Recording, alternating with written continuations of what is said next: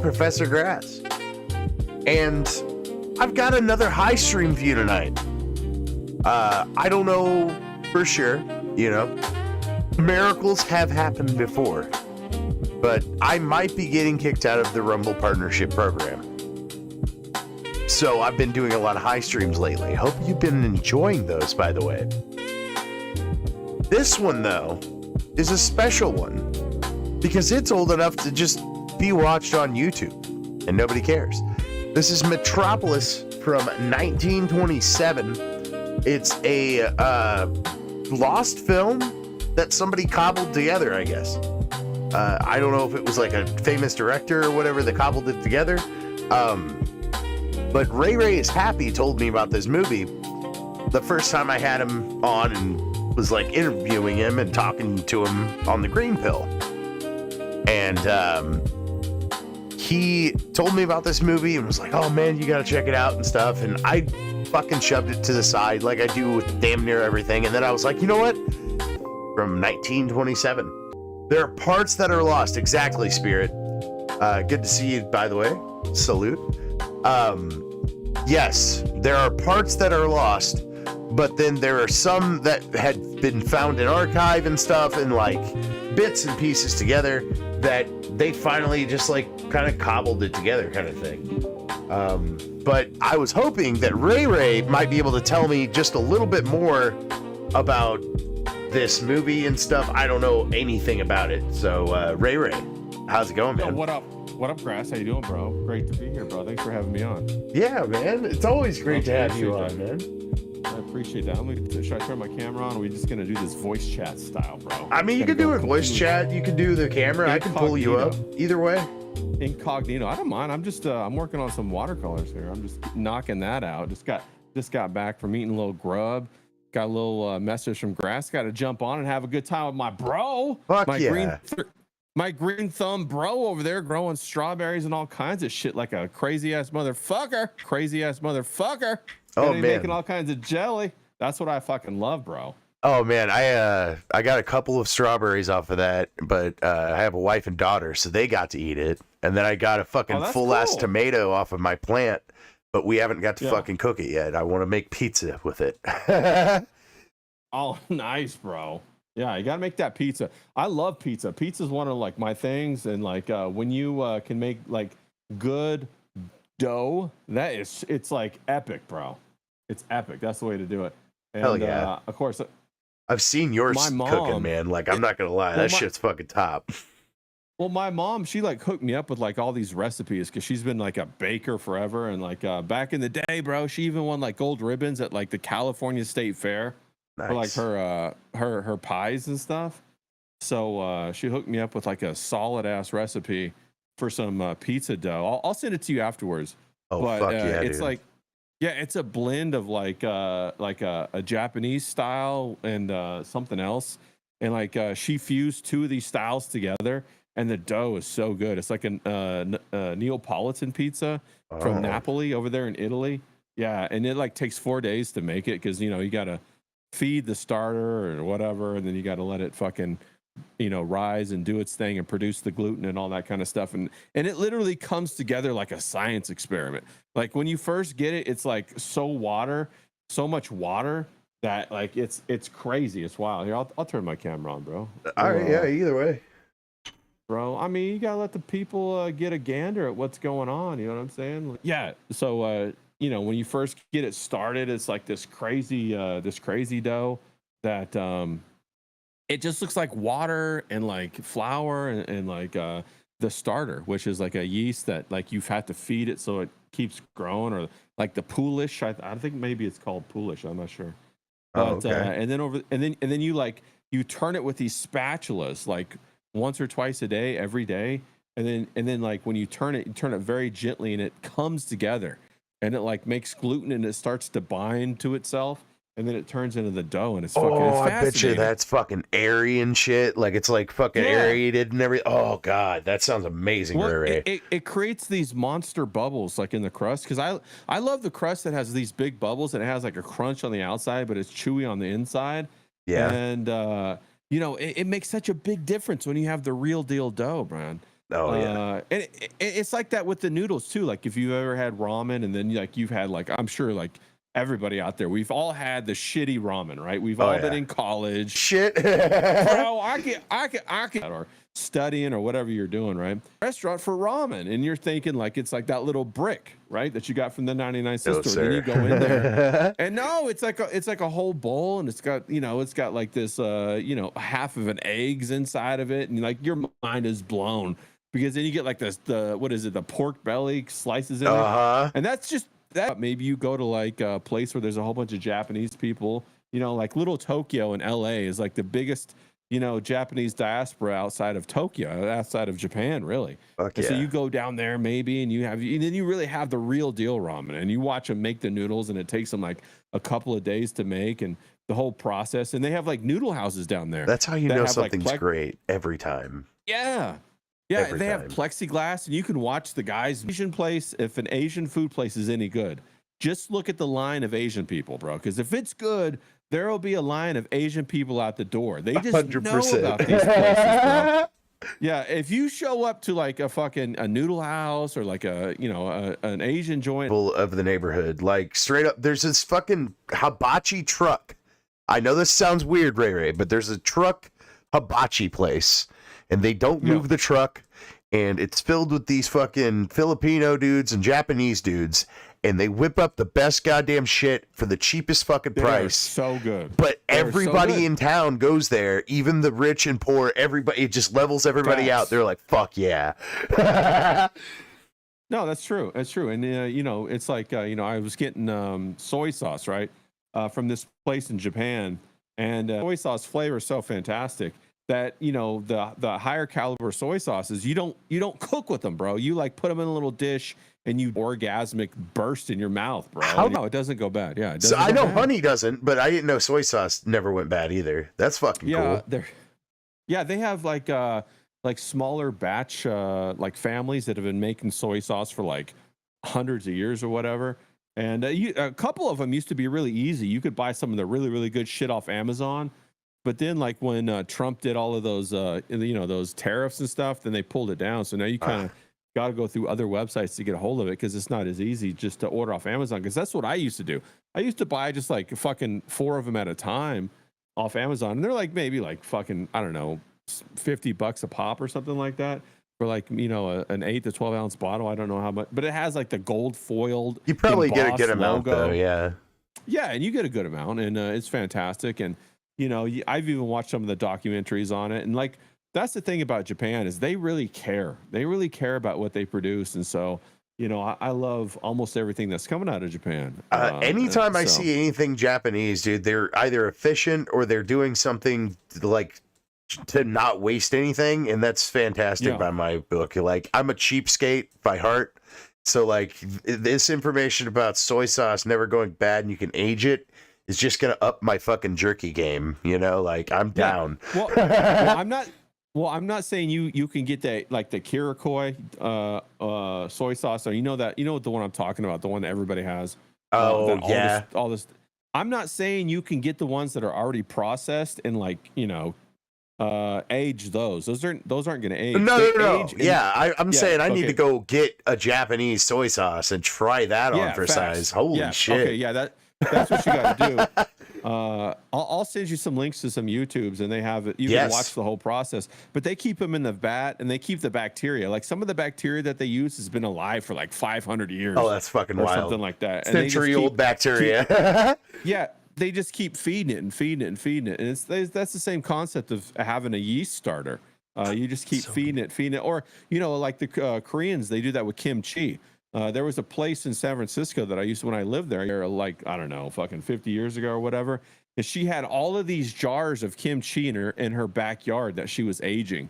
And some of them were like 75 years old. Some of them were 50 years old. Some of them were 5 years old. That's cool. And you can order whatever type of kimchi that you wanted with your food. Shit, this is a game changer, bro. It is. And it's so silly how like easy it is to just start jarring and pickling shit. And then you're like, why didn't I do this? bro, that's so facts, because like you try to go buy it and you're going to pay like $20 for like quality pickled peppers. Good shit, yeah. Or like the like the ones that have like the different various types of peppers mixed through. Then they have like the peppercorn and the onions, and like some of the best stuff is that the pickled pink onions. You might have sent me a recipe about that with the habaneros that you put in there with it. Oh yeah. And back when I was pickling, and it was fantastic. And then you go out and you say, okay, well, how much can I buy this for? Like if I was going to go buy it, well, then it turns out to be like, $20 or whatever.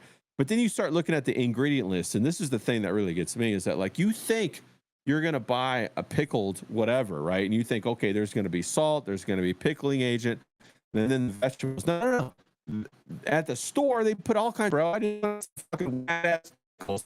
Here you are shoving chemicals down my throat like it's some damn fucking science experiment. And so that's what I have noticed about food, is it's no longer even about the price, because it is still about the price, but it's a lot about getting the quality of food. And you either have to be really wealthy or you have to make it yourself. Yeah, and that's the catch there. It's you have to do it all yourself. And nobody has time for it, man, because everybody has to work fucking jobs. Everybody, mommy, daddy, fucking everybody. yeah.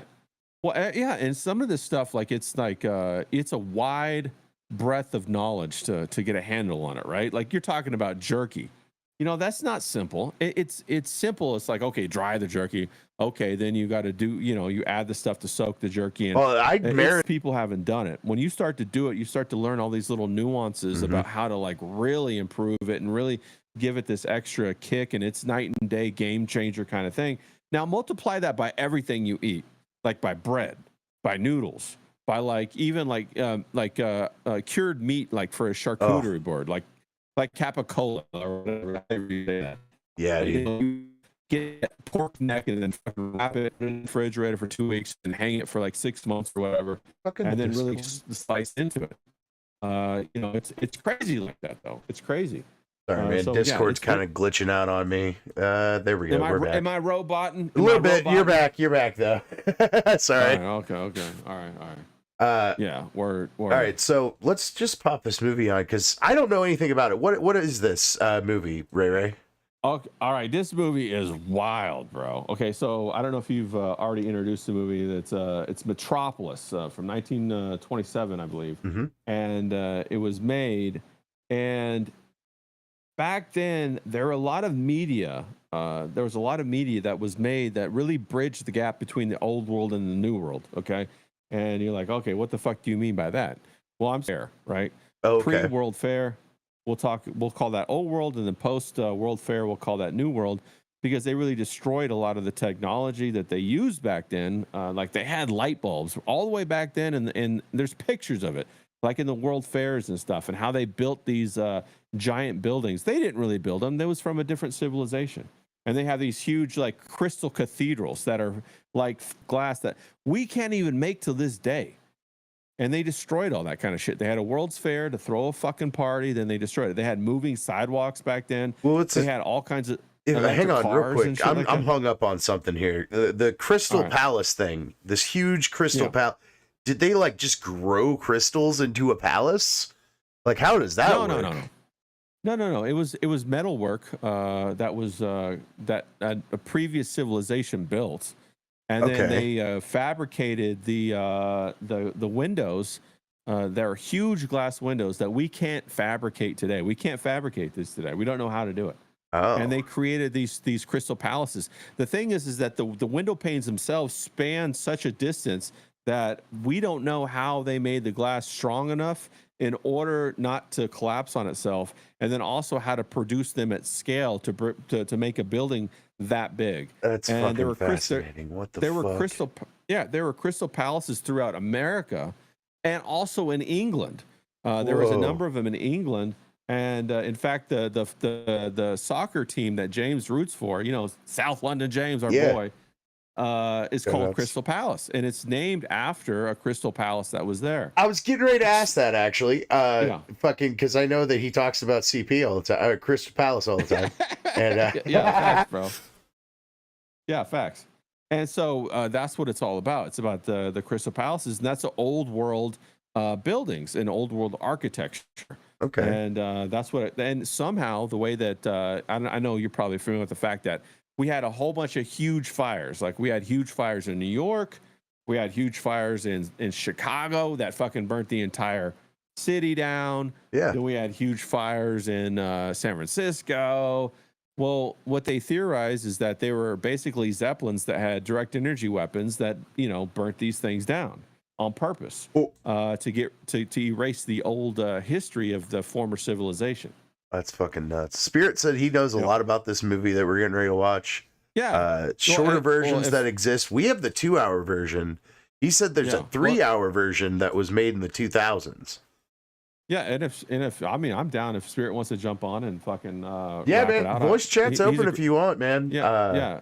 Spirit's a great guy. He's but very knowledgeable. I don't know shit about this movie, to be honest. But you said fucking like a giant robot and maybe AI systems or something, and I was like, all right. Yeah. So I guess the basic premise are put abroad as we go into the movie, and so then he successfully does it, and it creates a female AI robot kind of thing with but it's supposed to be the goddess. Basically, and it gets that's fucking crazy and incidental that I had listened to something.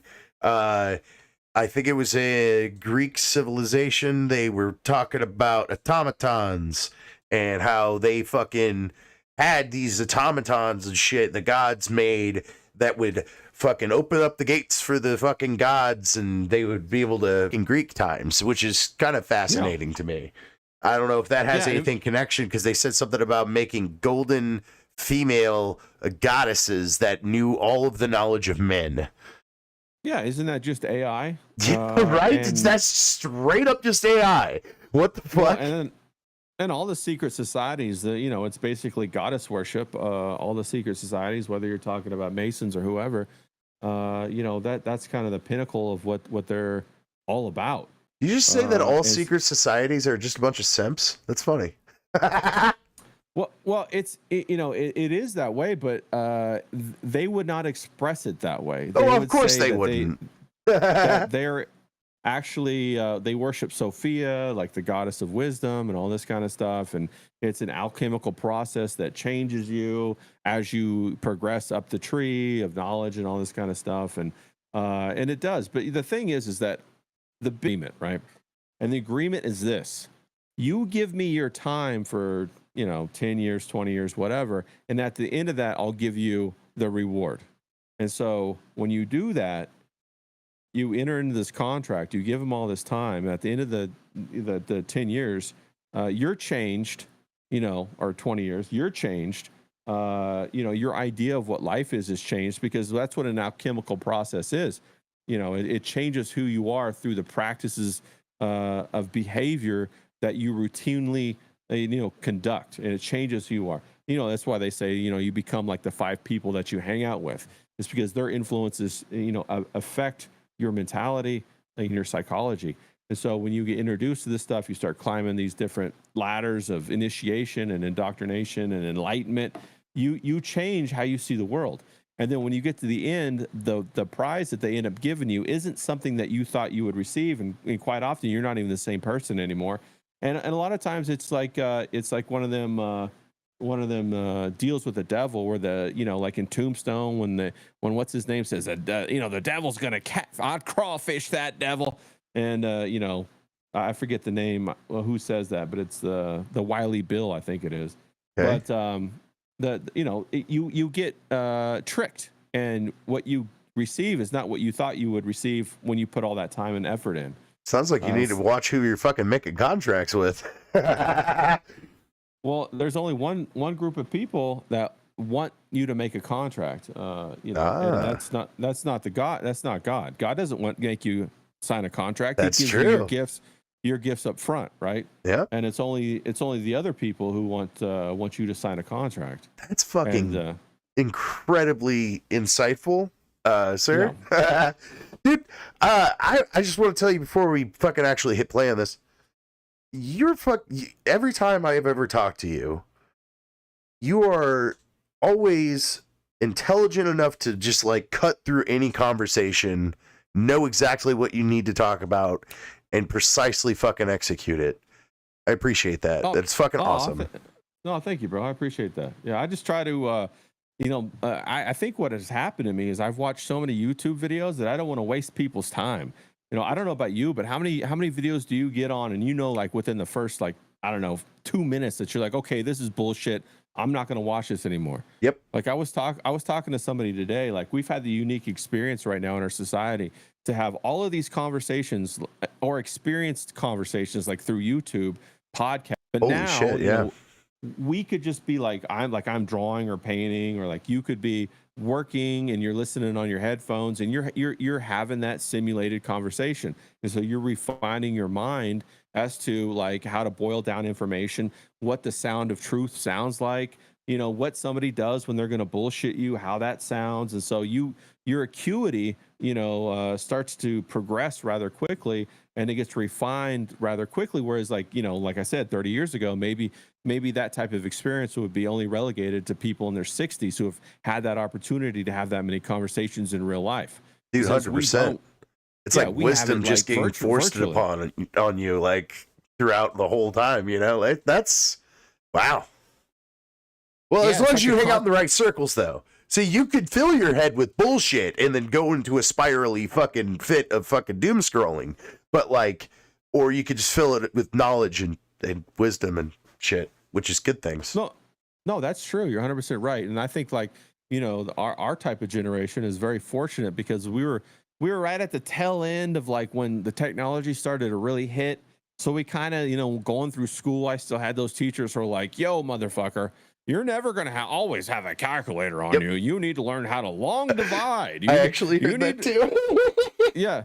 You need to learn how to like fucking do derivatives for real. You need to learn how to do this stuff and what this means. You think you're always going to have a fucking scientific calculator on you? I do. Though. So we learn that we learn the mechanism of reason, so that when we receive all the information, we have some way to process it and then actually apply it. Yeah. Think for example, if you never learned any of that stuff, and multiply it out like fractally, not just to mathematics, but to everything you encounter. Yeah. Think if you just like your stream of consciousness was just like whatever was put in front of you, and you had no way to control it. It's basically like ADHD. You couldn't control anything. There's a few people would be a like that in nightmare. society, though, dude. Like, it's very sad. Like, you could tell that they were like an iPad baby, and they kind of grew up a little bit. Like, it's Well, getting you're bad. definitely seeing you're seeing it more and more, and as the younger generation grows up, and you really see it in one group in particular, and they refer it to them as when they chimp out, bro,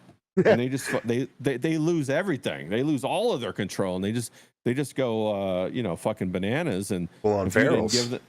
If you didn't give them the right Kool-Aid pineapples, you're in But trouble. they took buddy. that kid's switch away, man. He flipped the fuck out. I wanted the grape drink. I didn't want the fruit punch, bro. What do you think I am? You know what I'm saying? Who is this? Yeah. My dad used to drink fruit punch, and he hadn't been around in a while, so I hate you. Yeah, exactly. Facts, Fucking, I hate fruit punch and menthols. Goddamn. Yeah, exactly. I hate size 13 shoes. I'm gonna share the screen so you can see it. Tell me if you can hear it. I should have done this earlier. All that survived the original movie of Metropolis are incomplete original negative and copies of shortened, re-edited release prints. Quarter of the film has been considered lost. Yeah, they lost that shit. Present version, which combines all of the surviving elements, attempts to recreate the film as it is shown as its at its premiere. Jesus. Nope, not reading that. Yeah, basically they tried really hard to put it back together. A lot of these films, when you said the lost films, I was like, what are you talking about? And then I went and I looked, and I was like, oh yeah, it's basically the film that was made on, what was it? The film that was like nitrate or something like that, if you expose it to oxygen, it like lit on fire or something like that. Like, yeah, it was the flammable shit. As fuck ones. Yeah. And so that's what they're talking about. But at the same time, too, you have to consider this, right? Where was the place that was producing the media before it was Hollywood? Do you know where that was? Oh, I have no clue. That's a good question. Oh, well, the answer is in Germany. Germany was actually the epitome of movies throughout the 10s and 20s and even into the 30s. And a lot of the people read it, and you can hear it now. Yeah, it was very quiet there for a second. From different places in Germany. So, Ray was saying in the chat, he said something like 90% of films from the late 30s are lost. So Germany made a shit ton of movies? Yeah, not me. You said Ray said that. Who said that? I think you're talking about. Oh, I'm sorry. That? Yeah, I was looking at you whenever I said that. That was on me. Yeah, and in Spirit, if you want to jump on, bro, come on, bro. It'll be a fun chat. You said not tonight. Oh, okay. No worries. For some reason, I got this you, dog. video fucked up too. At the strip club. I know how it is, bro. I know how it is. Late night. Yeah.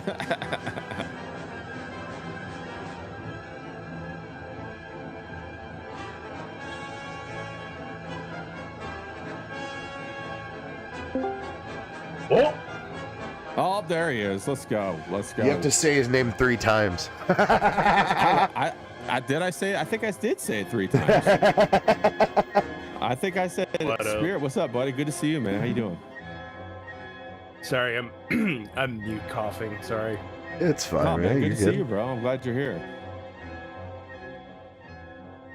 10-hour clock. Oh fuck! Really? Yeah, bro. They got all kinds of stuff in there. There's all kinds of Easter eggs in here about the esoteric. I was going to say Spirit would check and he would know. Yeah. That's how I was like. Ray, do you know about the book? No. What's the book? bro? So Metropolis is based on a novel. Oh, okay. So the novel lays out. Excuse me, one sec. Oh God, he's dying. No, that's why I'm glad Spirit's here. I'm really phlegmy tonight. Because you know all of the good hardcore details about this. There's a book that it's based on that lays out a lot more of the lore, world building. Like for instance, I'm sure you are familiar, Ray, with the probably the most famous scene in it, the dance in the like the Chinese themed nightclub.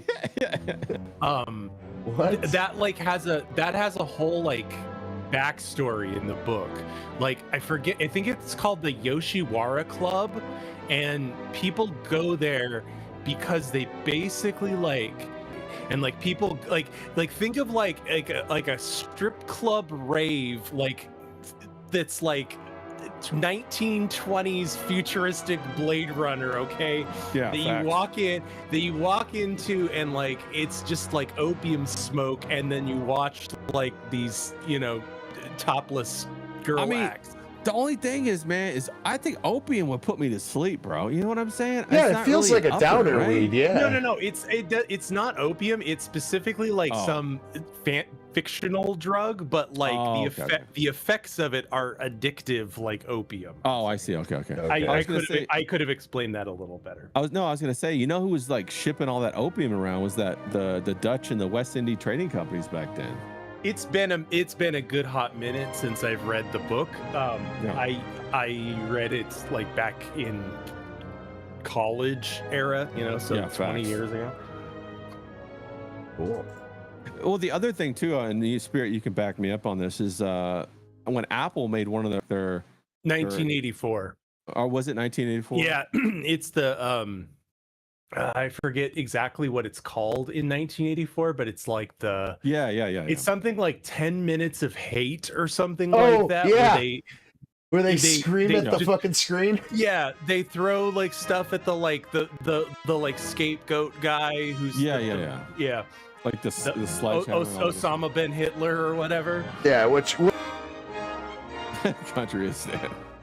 Well, and the other thing too is they had a much more interesting technology than, I saw that they were talking about the green screen that they used like on that Dick Van Dyke Mary Poppins, and how it was yes, it's a special green screen. It was a crystal they used. Right. That's right. And I watched it on the green pill actually. Today. Yeah. Are either of you familiar with German Expressionism as like a style? I don't know what that is. No. Please explain in great detail. In film? German Expressionism goes. I've probably seen art of that. I'm guessing it's Nazi era Germany, and it's like it would be around this time, in the 20s and maybe even the 10s. I'm not quite sure. Yeah, probably the 10s. Yeah. But there's a real distinct style to it. It tends to be very monochromatic. It has very sharp, angular lines with like lack of form and symmetry. So consequently, it has had a big, profound impact on horror, particularly like the look of like how we perceive horror films in the modern era is largely based upon German Expressionism, like Nosferatu and shit. You got it. Nosferatu is a great example of German Expressionism. So Grass, since you brought it up, the shot where like the Count Orlok is going up the stairs and you only see his shadow. Like that is pure German Expressionism. Oh, okay. Yeah. See, I didn't go to school for any of this. I just watched a lot of movies and stuff. It's better that way, honestly. It's German because it's German, and it's expressionist because it's not realistic. It's an expression of what the thing, how it feels, rather than how. I was going to say it just feels really German and brutal. Like it's yelling at you, 9, 9, 9. It's like, what's that shit sticking? But that's also why the Nazis didn't like some of that stuff. Because of that, because I don't know if all German Expressionism, how the Nazis felt about that, but they favored more realistic style because the like avant-garde art is well, you see it now, right? Like maybe they weren't so wrong, just saying. No, well, also in the 30s, I'm sure you know it, that it came out that the CIA basically kind of injected modern art as a way to try to destroy, the standards of Russian, art and standards and all that, and their society and all that kind of stuff. There's really good. Sorry, finish. No, that's basically what I was going to say. There's a really good channel called The War on Beauty. Yes. And she talks a lot about this as a concept, and I agree that this is a thing, that modern art is an attack on beauty. Instead of making beautiful things, it's like a, what is it called, like an inversion, post right? God damn it, what's the term? The fucking postmodern. It's like a postmodern deconstruction of deconstruction of, like an of inversion. Beautiful things. Yeah, exactly. Well, that's funny because the same things things happening in fashion, especially right now, and it's actually it was the introduction of when the other McQueen, Alexander McQueen, queen of fashion over there. She's got she looks like a big witch with the painted fingers and all that kind of stuff. She's got the gold teeth in and all that kind of stuff, and she's married to this a fashion designer, and that is actually what her whole mantra is the inversion of beauty, making beauty ugly. It is an inversion of beauty. I fucking thought so. It's a deconstruction and or inversion. It's like when those motherfucking artists take a burrito and then they're like, here's a bean, here's a piece of rice, here's a piece of cheese, and here's a piece of burger. Here's your burrito. It's why we've gone from these beautiful, massive oil canvases by Titian of a biblical scene in a jar of piss. 100%. And that's the same reason why we've gone like in fashion, fashions and other, and music as well. But Michelle Lamy, she's married to Rick Owens, and he's a huge fashion guy, and they're deconstructing beauty. And they're like, I don't know if you guys saw at the Met Gala recently, the last one, they had that girl come there that's in a quadriplegic, and she was black, and she wait, hang on. She is. Did you say she's a quadriplegic and she's black? Lady Jesus. Exactly. She has the most ailments. She is the most victim. Exactly. Right. If they're like half Palestinian too. Bro, they mix it all in there. Yeah. Oh yeah. Real quick, so what we're seeing right now, these are the workers who keep the machines under the city running. So the main character, he is part of like the upper like wealthier class who live above ground, and they largely don't know about that their society runs on these machines underground that are worked by these guys, and like obviously like they're fucking there's no safety. It's fucking China, Yeah, they die. Yeah. And it's a lot like Snowpiercer. And the I was gonna say like Snowpiercer, but the spirit was just like, it's China. It's just fucking China. And right now they're feeding the workers to the machine. Right, and exactly. The machine is Moloch. The machine is the Moloch because they're sacrificing all of the workers to the machine. Question though, was it also all the quote brothers of that one guy earlier? Brothers? Yeah, that one chick's like, this is all your brothers, and then like. They was all those kids? Are those the kids grown up? I think those are the higher caste people that are above ground. Oh, okay. Well, I figured that they just sent the kids off to be slaves. No, Maria, the girl was showing I can't remember the main character's name. It's something very, very German. I couldn't pronounce it. I think it's like, I think it's bratwurst. I think his name is Frieder? Hamburger. Oh, Frieder. it's Frieder? Like chicken Yeah. Frieder? So, Apple Fritter. My name is Apple Apple Fritter. Fritter. the The guy girl that looks is like Taco, Maria. right? Yeah, he does. Those pants are killing me, bro. That totally Yeah, looks like it's Taco, though, right? Like- That's yeah, He about ready to ride a horse or something.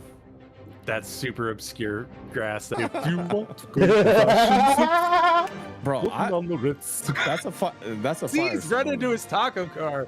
Yeah. Yep. The Tower of To the- Babel. To the Tower But, of Babel. God damn it. The No, other they're not hiding. They're not hiding their allegory. You know? That's awesome. Well, and the other interesting thing too is that when you consider Disneyland, this is basically Disneyland. This is also state of the art. Well, I see residents, though. This would be the district that Disney owns in Florida, right? See, Well, people live in these skyscrapers Yeah. above the city. What is that Well, place above called ground- in Florida that Disney owns? They just had a fucking crime happen in it once. Yeah. Yeah. And it was No, this the other year. And even Yeah. in the future Metropolis, there's a bunch of fucking traffic. Yep. Fucking can't get Yeah, rid of it. facts. I like how they have the roads exactly like the roads in a city that was built around that time would have been, and just like now, all of those cities are like congested with traffic because they were never built for that many cars to ever exist there. That's awesome. Yeah. It's like a fifth element prequel kind of right there. That's why they're trying to make cars so expensive so the rich people have places to park. Well, did you hear they don't want poor people to travel. They want you to like put on a VR headset if you want to go to Hawaii, bro. And so that's Grand Moff Tarkin.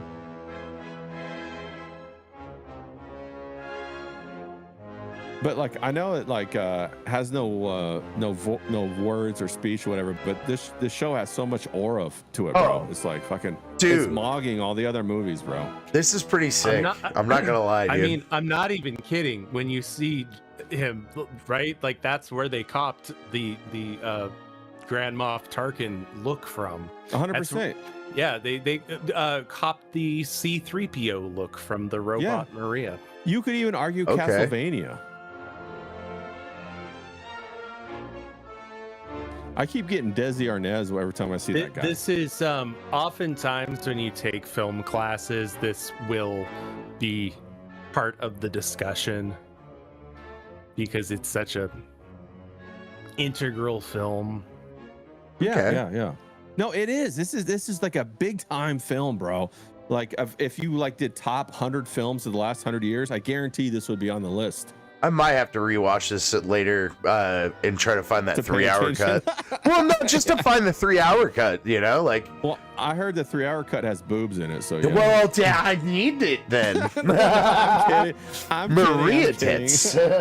I'm teasing it. I don't think it has boobs. It's got the 3-titty lady with the robot titties. You already see her boobs already in the movie. Oh, Yeah, well, yeah, fucking yeah. Ray giving out half the fucking movie. Well, no. Well, plus there's a ton of allusions to this movie in pop culture. Yeah. Like Zendaya dressed as the Metropolis robot What the on the fuck? red carpet. She was all in gold and she looked exactly like the character. What the hell's a Zendaya? You know, she was that lead character, the female lead in Dune, and they're trying to like make her like Didn't you watch know, that. and everything else. But it's a good movie, bro. All right. Way crazier. I'll just watch But, the 80s ones then. Yeah, dude. No, like, no, don't. No, watch the new one. Hot. Because I haven't watched any Yeah, of 'cause it. Well, there's 2 of them that are out already, and the third one's supposed to be dropping September, and it's a trilogy. So I think Okay. September, or October. I don't remember. I haven't had time to watch movies. I'm glad I'm getting kicked out of the partnership program now so I can fucking watch more movies. Yeah, I was gonna say, what are you doing? Like, what do you have, a family or something? Jeez. Yeah, fucking dicks. Yeah. Yeah. Sorry about I that. paid Yeah, for I my heard they, weed, like, god damn it. Yeah. Also, in the future, you have to keep like a lot of things in your pockets, like a lot of things. You see, this is why technocracy didn't work back then. Is because their pockets weren't big enough. That's right.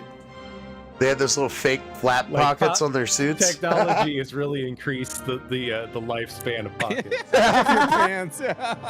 Except for the fucking right one where you put your phone all the time. Yeah, and also it got rid of I- pleats. Yo, Grass, that's actually a really good point that I kind of subconsciously think, but haven't really consciously thought until you now just brought it to my attention that, God damn, why do they not tailor pants these days to just with the idea that you're gonna have a and Well, then you have to cram your phone and your fucking keys with the fucking fob on it. Yeah. Then your beeper's going off and your fucking flashlight's on your phone. You don't know how the fuck it's on. Well, they Oh, do man. for women. They have yoga pants and stuff now that have a special phone pocket. Oh, that makes sense. Women Yeah. get all the fun stuff. Yeah, it's like, what the hell, man? We don't say that. My wife bitches all the time about fake pockets. She's Oh, like, really? she's like, dude, this isn't even a fucking pocket. What the hell? And then she had one. She stuck her finger in, and the pockets were literally up to her fucking knuckle. She's like, what is Oh, this? that's cool. So they're so excited. I'm like, bro, pockets are on everything. Look at all these little mad paintings. I'm like, dude, and I have Yeah, like 6 that's pockets fine. sometimes. I don't. You can see, hey, look, go back. Yeah, Blade Runner, man. Yeah. The police station is absolutely modeled after that. Oh, 100%, okay. yeah. And it makes me wonder, were these like old world buildings that existed at some time, or did they? Oh, it's just Art Deco. Well, there was, I can't remember what the guy's name was. He was like, he's in his 90s. He did a whole bunch of modern city designs and for the elites back when he in the 60s and 70s, and he did a ton of them. And he did the ones that are like concentric rings or whatever, where the inner core is like where you have your food and your gardens and stuff, and then as it goes out, your work is on the outer ring. Oh, And he designed it like that. I'll see if I can find him. that kind of sounds like the wall or whatever that they wanted to do in Saudi Arabia Yeah, or but- Iran or whatever. Yeah, but that fucking collapsed, didn't it? I don't know. I didn't.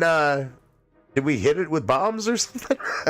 No, when Dubai got hit with those cruise missile drones or whatever, then everybody fled, and then the same kind of idea for the line and the financing for the line was so massive, bro, that they like, I don't know if they paused it or not, but I think it stopped.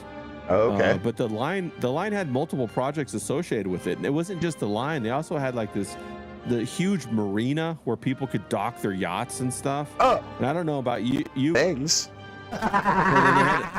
They had a ski resort on a mountain that was in the middle of the desert that they were gonna like make snow on and stuff like that. What, you like make artificial snow for your mountain?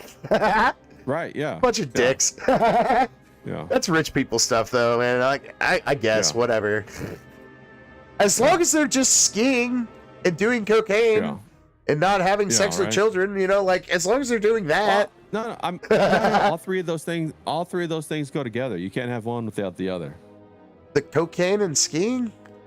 Yeah, you can't have that without the youths. The youths. I mean, you can. Joe Pesci said. It's always. I don't want a bunch of loud, sticky kids while I'm doing my cocaine and skiing. That sounds Yeah, facts, terrible. bro. I want a shotgun and maybe an assault rifle. That's it. I'm You know good. what? I want to skate No, down the you're not mountain on coke and shoot in the air. It's gonna be fun. Oh, you are Arab. It's Or fun. maybe Mexican. No, Or dude, maybe I Mexican. seriously like. Every now and again, just go outside, start shooting rounds, go back inside. It's a good Well, time. it's funny. It's funny you say that because during the 4th of July when they have fireworks where I live, there are a lot of Mexicans and they do go out and they start shooting in the air. Yeah, Like, literally, they start shooting their guns in the air. yeah. I used to live in a Mexican neighborhood. That's totally what happens. My buddy was like, he wasn't half, but he was like a quarter Mexican. I don't even know how that works, but he said that. I think it's only when the Mexican dick goes a quarter of the way. Oh man, we just shoot the guns. I'm like, all right. He's like, ASA.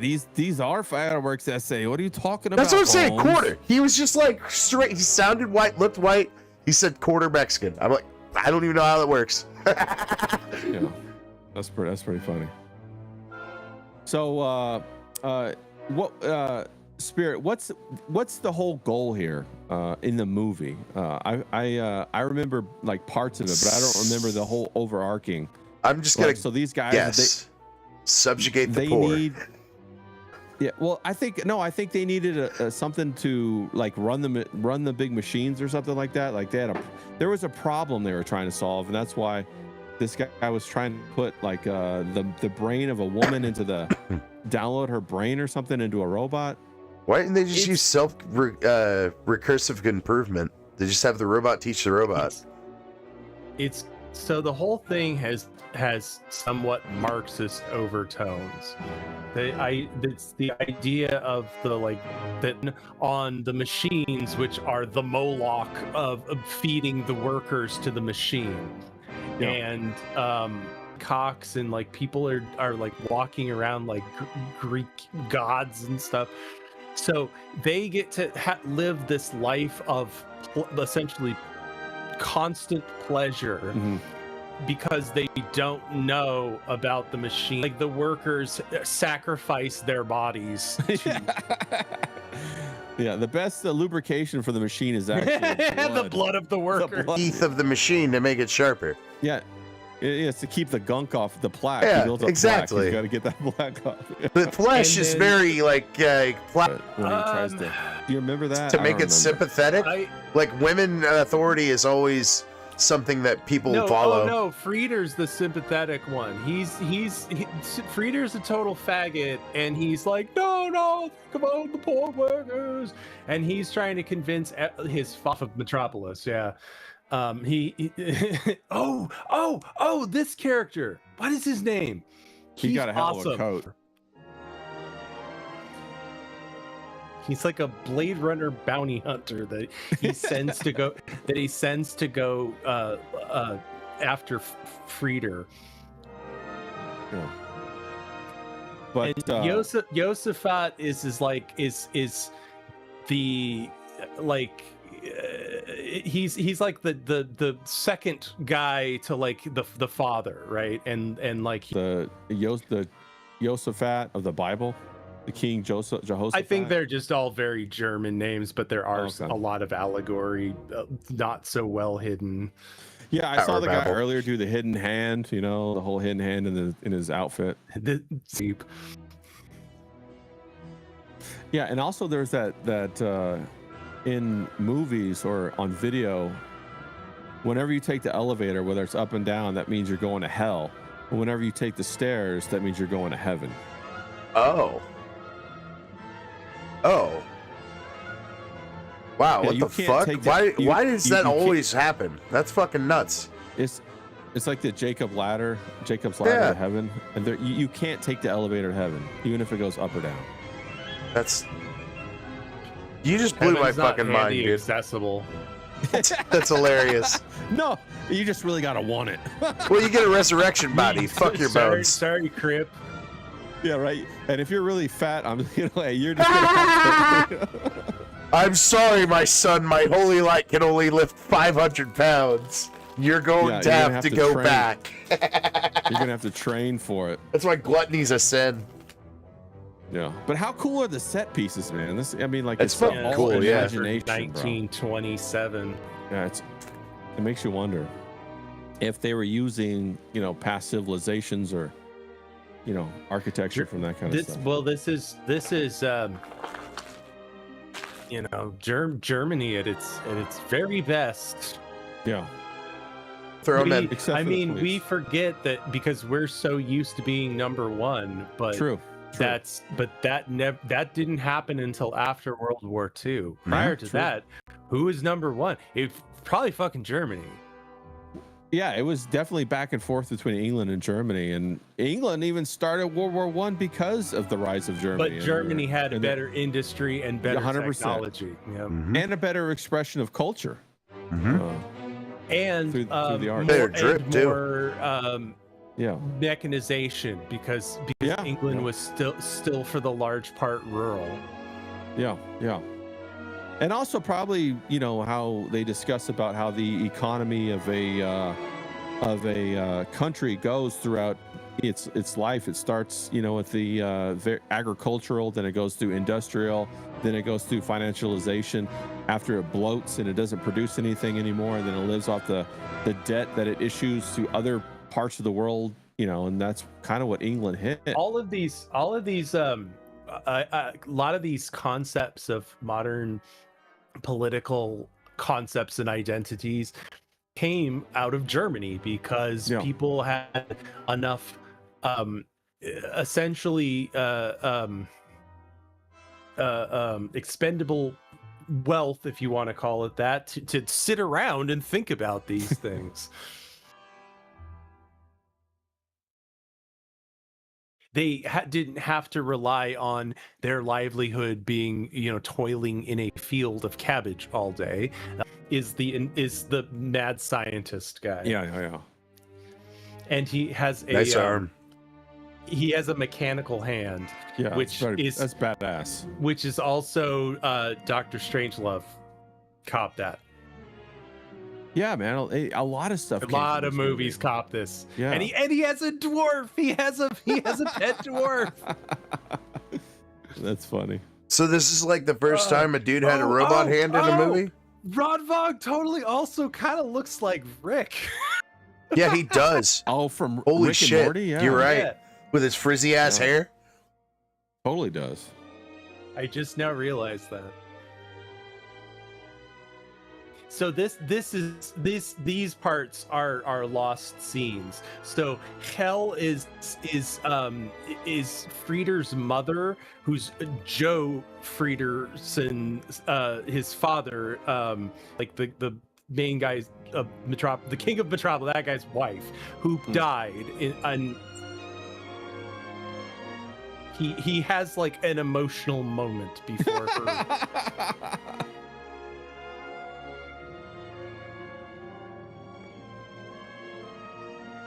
And so these are all scenes they had to. Yeah, all I can think about is that song "Apple Fritter" by by Ryan. By Ryan Harkness. Yeah, that's all I can think about right now. Hope that dude's doing all right.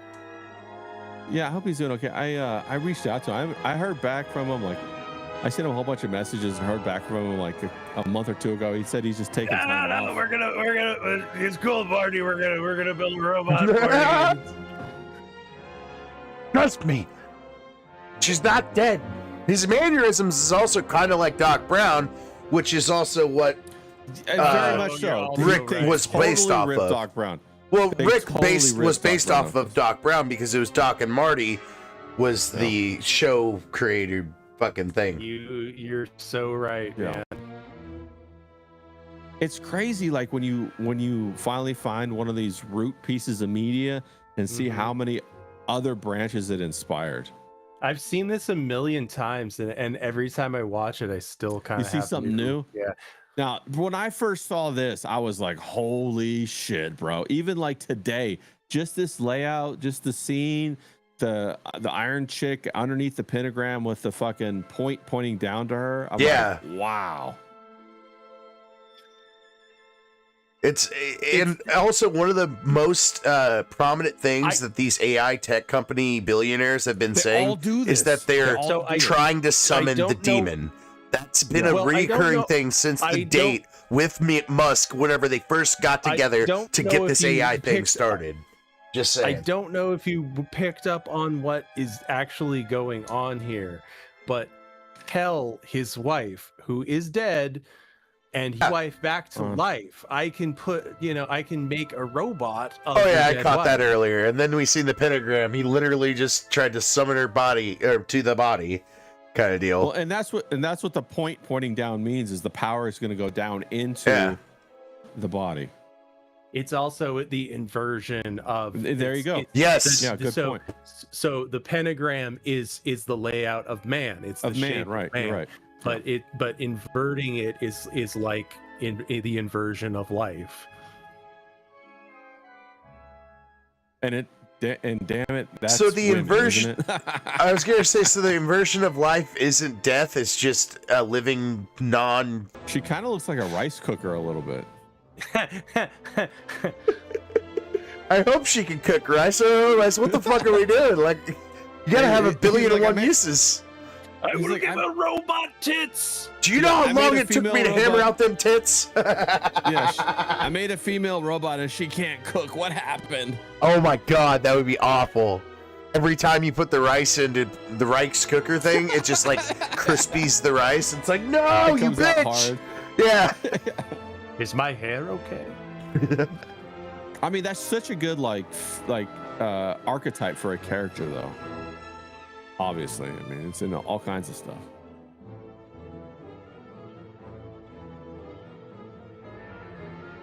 And I'm sure all of that means something right there. Some menial task. I think the idea is that it's supposed to be just so fucking stupid and menial. It's like little light bulbs light up and they have to put the pointer at the light bulb because it's just so fucking stupid and menial. No, that's kind of the point. No, that it totally Yo, could be DJ that. John. Yeah. Was that Miami John out there? Yeah, he's the over chat? there in the Rumble chat. Shout out to Miami John, bro. I hope he's Check having a out good Third night. Rail. Salute, Yeah. sir. Now, see, I think that this might have something to do with like some esoteric message or some shit like that. Like with the what is it? They are all numbers. And Yeah, is he like doing the number of the employee every time? No. See, little lights flash, and then he has to put the little Yeah. dials at where the lights are, and then they flash somewhere else, and he has to turn it over to there. But then But he they're also down has by a his list knees, but too, then they're though. up- He's got a piece of paper there. So it looks like he's also looking at the list to see where he has to go next, maybe? Before it lights up?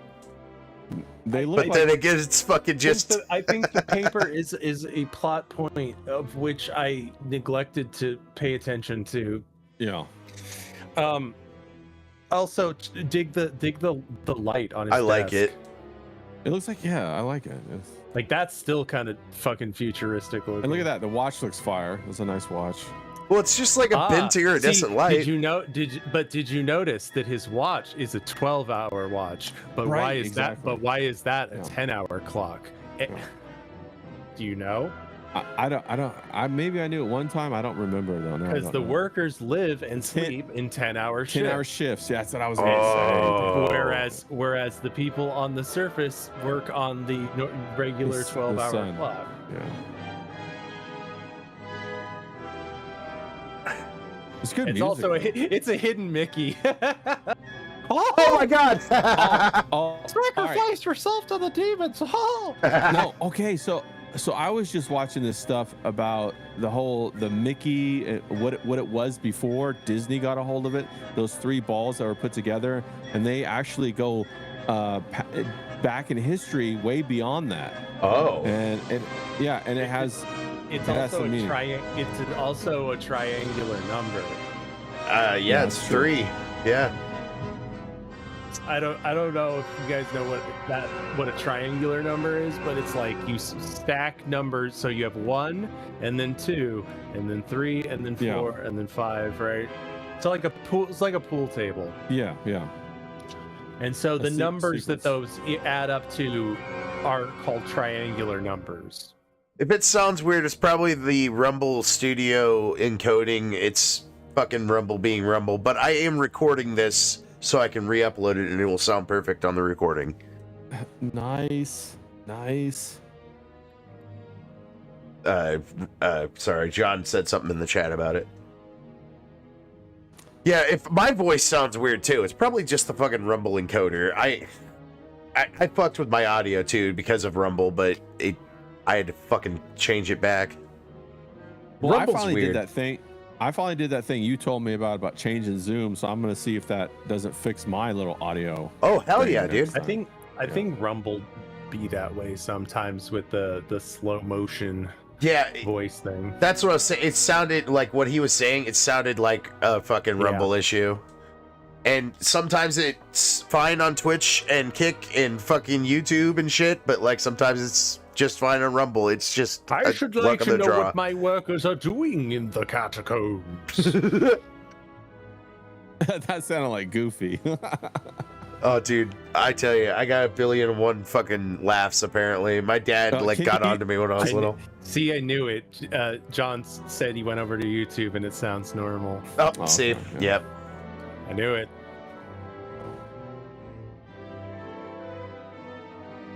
Well, damn, I sent some people the Rumble one. Well, I usually just throw the Rumble link out usually on high streams because usually I have to kill YouTube, but this is old enough I didn't have to.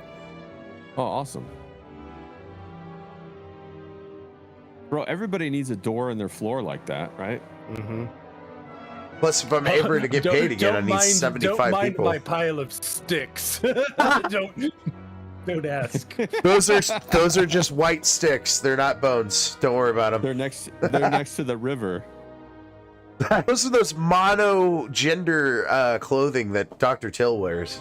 Go check out Ministry of Dude. I made fun of him tonight and he shouted me out. Who in it? Or the captain? You know what I'm talking about? No. It's like that guy who made what's that? I'll look it up.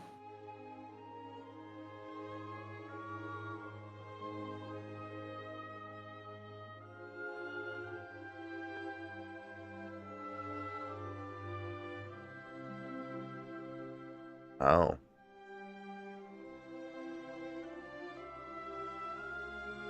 Also, Is there 10 crosses? So also there are allusions to the early Christians and the persecution of the Christians. Like that Christians would also meet in catacombs. Oh. Yeah. I imagine they did. Yeah. Fucking don't want to get killed. Oh, Life Aquatica. That's what I was thinking about. Oh. Is that another one we need to watch, man? What's good? Well, Steve Zissou. Well, they all have those outfits on. Oh, okay. Well, it's made by that one guy. What's his name? Wes Anderson. You know, and there was another Wes Anderson movie that just came out, The Phoenician. That one looks very interesting. Okay. I don't know if you saw that one, Spirit, but No, I haven't. anything like named The Phoenician, I'm just like, what's this all about? I'm interested. Yeah, I'm interested in the name alone. Yeah, I'm like, what's going on? Like, I haven't seen it yet. Alphabet. Yeah, well, I don't know if I've seen it, but we talked about it last time, I think. Yeah, whenever we did a green pill, you guys talked about it a little bit. Yeah, that was pretty interesting. Yeah, it all goes back to Phoenician, which then goes back to an earlier form of Hebrew, like a Proto-Semitic, which then goes back to like some kind of Egyptian hieroglyphics. What do you guys think about that Almond Hillman guy?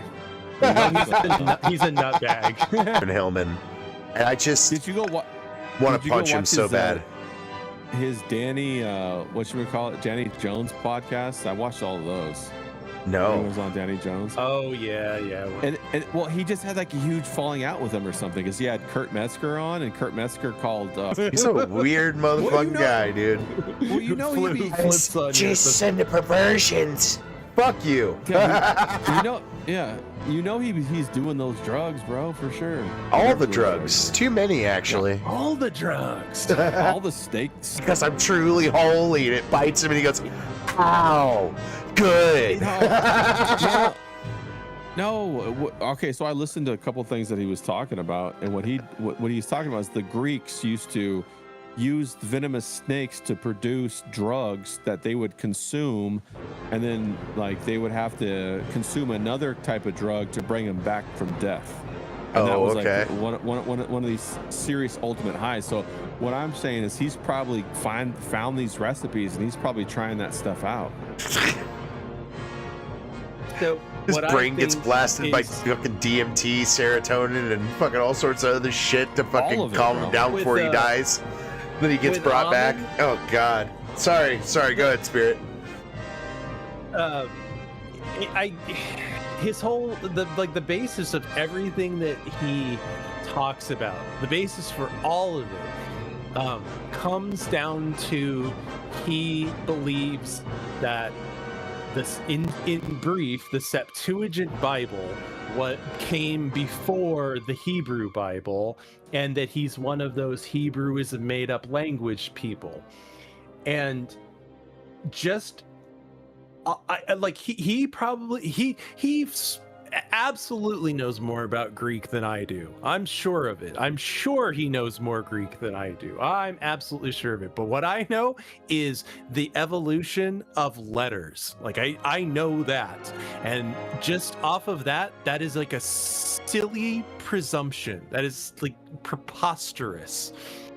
Because all these letters, the Greek letter system that he's talking about came from Phoenician, and that came from a Proto-Semitic alphabet. Yeah, I remember what did he say? I was trying to like listen to why I heard him talk about that a couple times, and I think he said something like Greek is more complex than, or has more words or something than Hebrew, and that was basically it does, but like that doesn't make, you know, right. like that doesn't mean anything. And then also like you're trying to say that, oh, it's a more complex language, so therefore it came first. That doesn't track either. If it's a more complex language, then doesn't it stand to reason that it came probably later came second, on? yeah, after it got refined. Yeah. And that like there's so many words within Hebrew that also overlap with Greek, like they are basically like synonyms of each other. It's like these things evolve together. And well, because of the synonyms and stuff, people fucking mistranslate shit all the time, right? All the time. Yeah. Well, the thing that I really, listening to him is realized is like, bro, how do you know what happened 3,000 years ago? Really? You know that too, saying? yeah. I think he belongs to a lineage of these Greek mystery schools, and I think there's an aspect of literal anti-Semitism in like the literal sense, like of the language sense, like they are anti-Semitic in the sense that like they are anti-Semitic. They think in the ancient world there was no deviation between what was Semitic and what was not Semitic. The people that are to this day that are considered Semitic and then aren't is like it is just an arbitrary line somewhere around Turkey.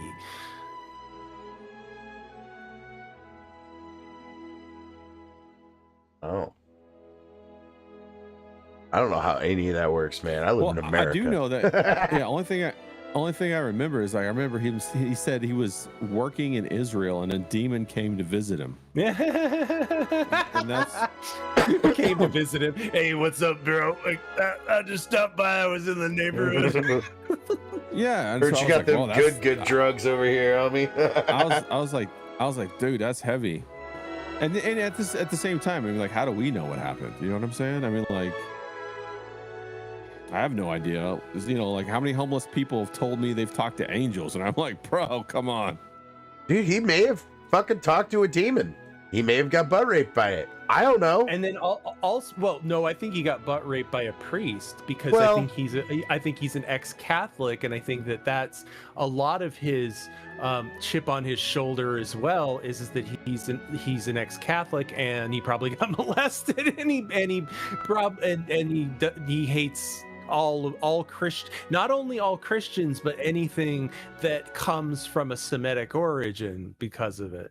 I did not know he was ex-Catholic. Yeah, I'm not a super huge fan of the Catholics.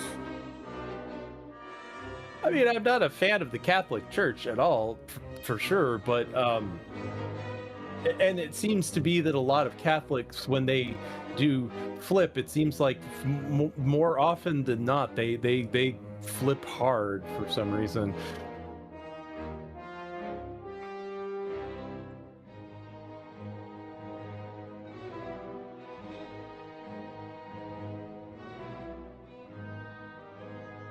Is that a fish and a bull? And symbols. Or, bro, what it could be the Leviathan and the Behemoth. Oh.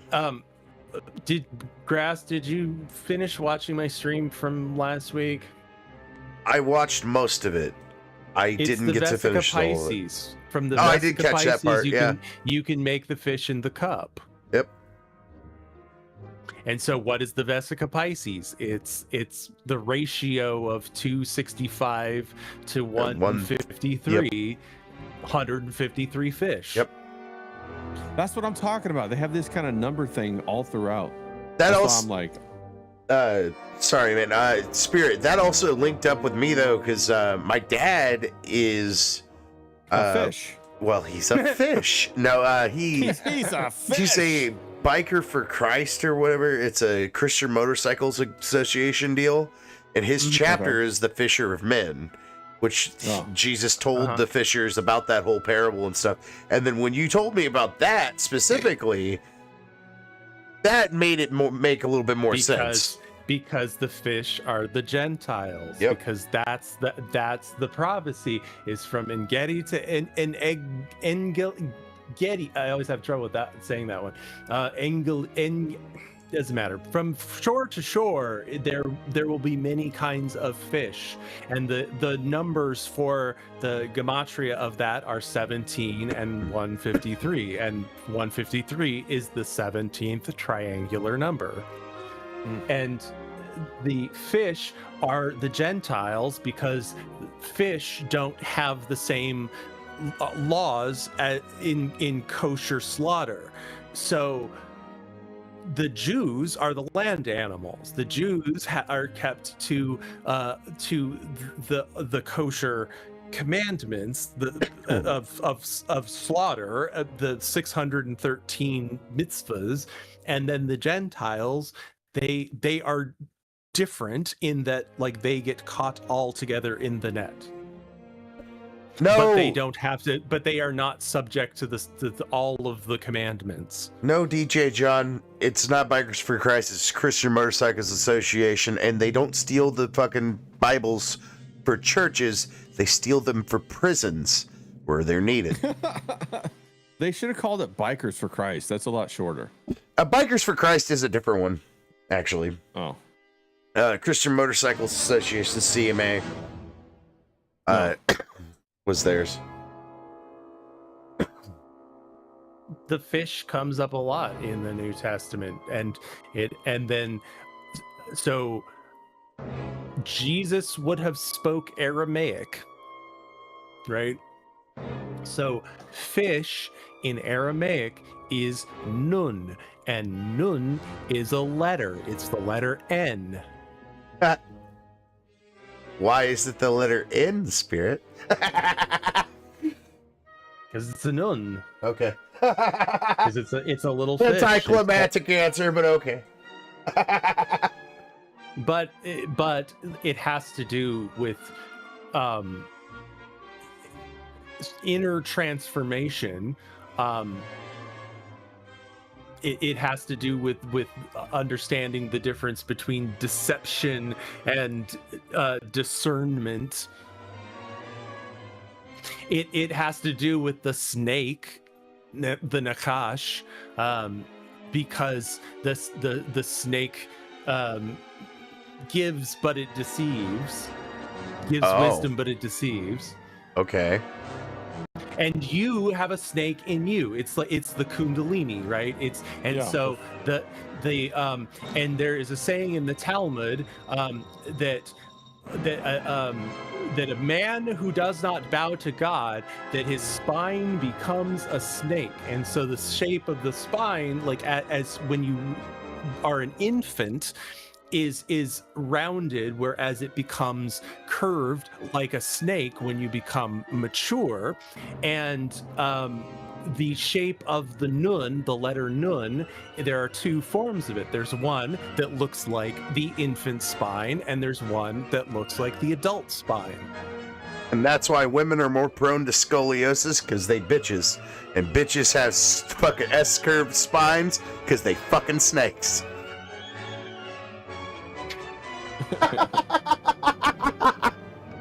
Bitches do be that way. Yeah, bitches do be like that. No, I know that's a lot.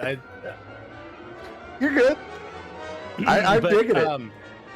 Dude, every time you knowledge bomb this fucking my show or my stream in general, I'm always for it, man. Fucking get down. In Hebrew, there's one letter difference between deceive and discern. Yeah. Nakal and Nakar. Oh. And they both start with a nun. Wait, which one's Nakar? The hard name. Nakar means Hard. to discern.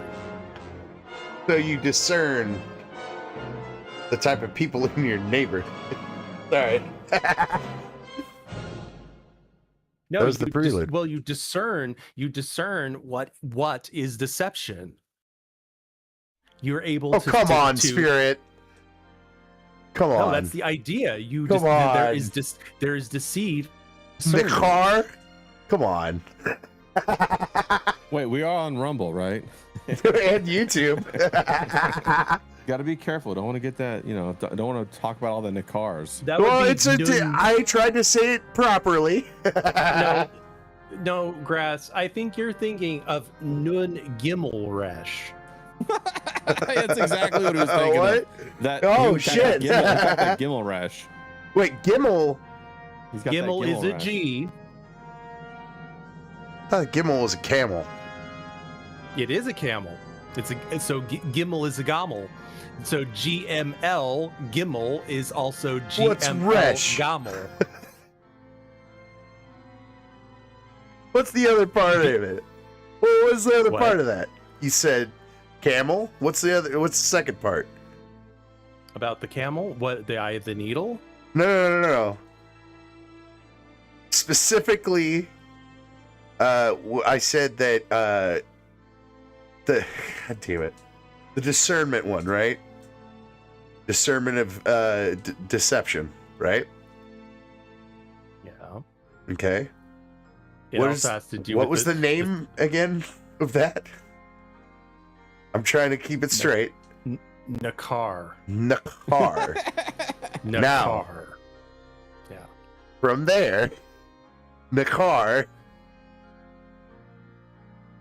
in your neighborhood. I can't remember what I was going to say, so I said that. It's also the difference between Ooh, death. The soul and the anima, the neshama and the nefesh. Okay. What's the nefesh? So a nefesh is the same, would be the same as anima. So plants and animals have a nefesh. Humans have a neshama. Okay. Is that just like souls of plants and animals and people?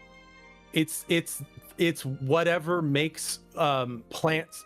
It's the force that makes plants grow, and that makes a seed know where the sun is even when it's underground. It's the coolest shit ever, watching a fucking thing grow around things. That's the nefesh of the seed is for it to It's the find will the of light. the seed, yeah.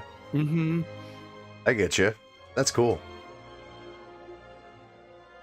And so, because the nun is the fishy, so nun means fish in Aramaic, and so when Jesus is talking about fish and fishermen and 153 fish, it has to do with these ideas and these concepts related to the letter nun. Okay. And those have to do with inner growth and with your soul, right? Is tainted or purified by your ability to discern or to deceive. Okay.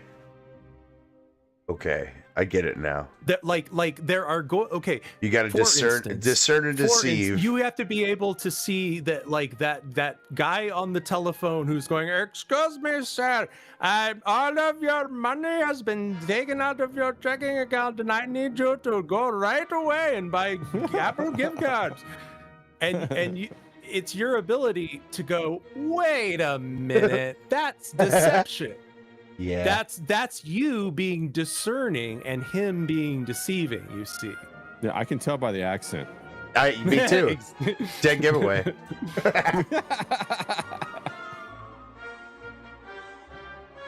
And that's why it's the snake. Jesus Christ. Come. It's because- time to give the machine man your face. I Sorry. mean, I tried that pickup line a few times. It didn't work. I'm sorry, but that was brutal as fuck. He's just like, come on. I heard it. She's And like- it was a silent film, like, it's good. She's like, I am the table. Yeah. Like, bitch, what you bring? I am the table. Get the What fuck you bring away to from the me. table? I am the table. I don't need no man. Uh-oh. Yeah, pattern recognition, DJ John. Exactly. You see somebody fucking somebody over 3 times, maybe don't do business with them. 3 times, yeah. Well, it's being able to tame the snake. Like there's a ritual that Joseph Campbell talks about the woman in Burma who walks up to the temple and kisses the giant cobra on the mouth 3 times. And it has to do with taming the snake. You have the snake within you. The snake of the Garden of Eden is in you. And you have to be able to, the only way that you have wisdom, it comes from the snake, but it also is always trying to deceive Cost you. of wisdom.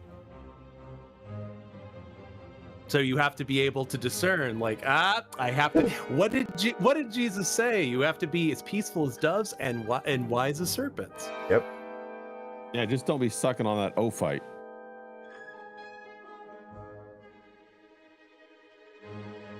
You have to, Like Alex Jones says, you gotta know your enemy. You know what I mean? Alex Jones is clueless. What are you talking about? He knows a couple things whenever he's drunk. It's fun. He was gets right a few- philosophical. he was right. He was knew right a about few times. 9/11.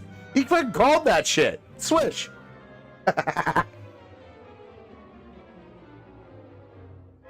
How come you think he backed Trump so long? Because he wanted to believe. You could tell, like, whatever he was doing, like, talks and stuff on his show, he just wanted to believe.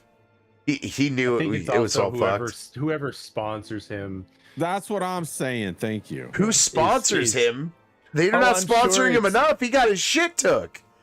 It was Well, all part of it. It's part of it, bro. I'm sure that he has connections with Russian mafia type shit, like at the high level.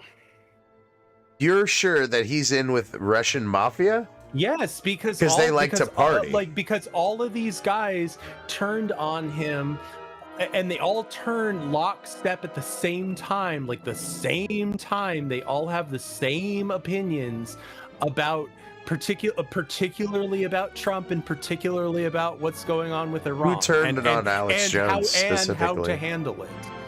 Who turned on Alex Jones specifically?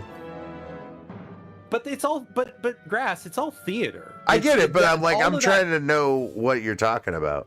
Like, who specifically in this I'm saying stuff? that the narratives that Jones has been pushing for the past couple years. Oh, yeah. it- I haven't been listening to that guy since... It favors certain aspects of Russia. I haven't listened to him since 2023. It's not like he goes on and goes, Russia's great and we should be Russia. No, it looks like we should stay out of Iran and we don't need to do this, and we should just stay out of all of this and let Russia and China just do their thing. It does sound like he's taking money when you put it like that, you know? But I don't know, man. If he's taking money, why did he get his shit took? Well, I don't think Because he they're ever not had the money, immune. bro. He never had the money. Yeah, It's like yeah, all yeah, of yeah. it's like all And it's these all rappers, all these musicians, bro. They're signed to these 360 deals. They're made to look like they have all this shit. They don't Yeah. have none of this stuff. Grass, when you have a lot of money in general, you want to not have a lot of money because because if you have a lot of money, that means you're going to be taxed for all of that money. So what you need to do is you put all of that money into Like what Musk is doing. into investments, into other things within your portfolio that aren't money. Yeah, you don't want dig? you don't want because normal cash, you want because liquid that's cash. not money. That's a rental property. Yeah. You know, and you want to disperse your money out that way if you have a lot of it because you pay less tax that way. Oh yeah. So what I think what Ray is saying is kind of the same thing. Like a lot of these guys who are ultra wealthy, they don't actually have all that money. It's they don't that have liquid. they're worth all that money. Okay, but they don't I was- have like that money in their checking account. I wasn't even talking about money at all. I was talking about him getting his show taken away. InfoWars is gone. It's gone. He had to restart. Just being Like restarting connected with nowadays is easy. So like you're still in the fucking reins of him being a Russian agent, man. Like I'm not gonna lie, you're kind of convincing me because like, what the fuck has he ever said about Russia ever? I mean, I'm sure I'm sure he said a lot of negative shit at some point Tucker in time, but literally was gushing about the architecture. Tucker's like literally putting like fucking Qatar and Russia's, like he's just sucking them both off like at the same time. Like a fucking bitch. Like on his knees, dude. I was gonna say, I don't know about the Qatar connections or nothing. You keep saying it, but like I know that he's definitely for Russia because like he came back from Russia, he was like, oh, Russia rules. It's like I was like, what? He did the same thing to Qatar. I did not know that.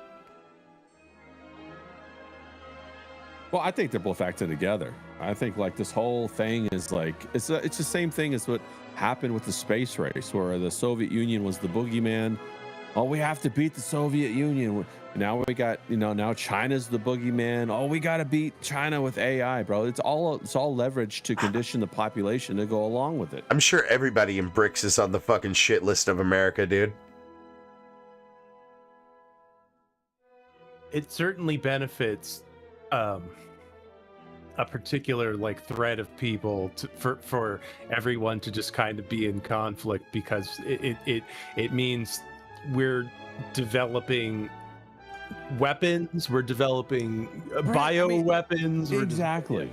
I mean, that's what Ukraine is. Developing intelligence like weapons. A testing ground. A testing ground for drone warfare. That's what we're watching.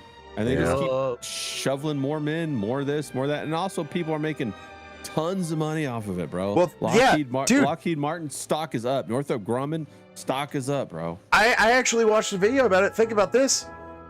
It costs so much money to do war, but whenever you do $20,000 drone war, fucking let's go, boys. Let's go to war. Like that's how it goes.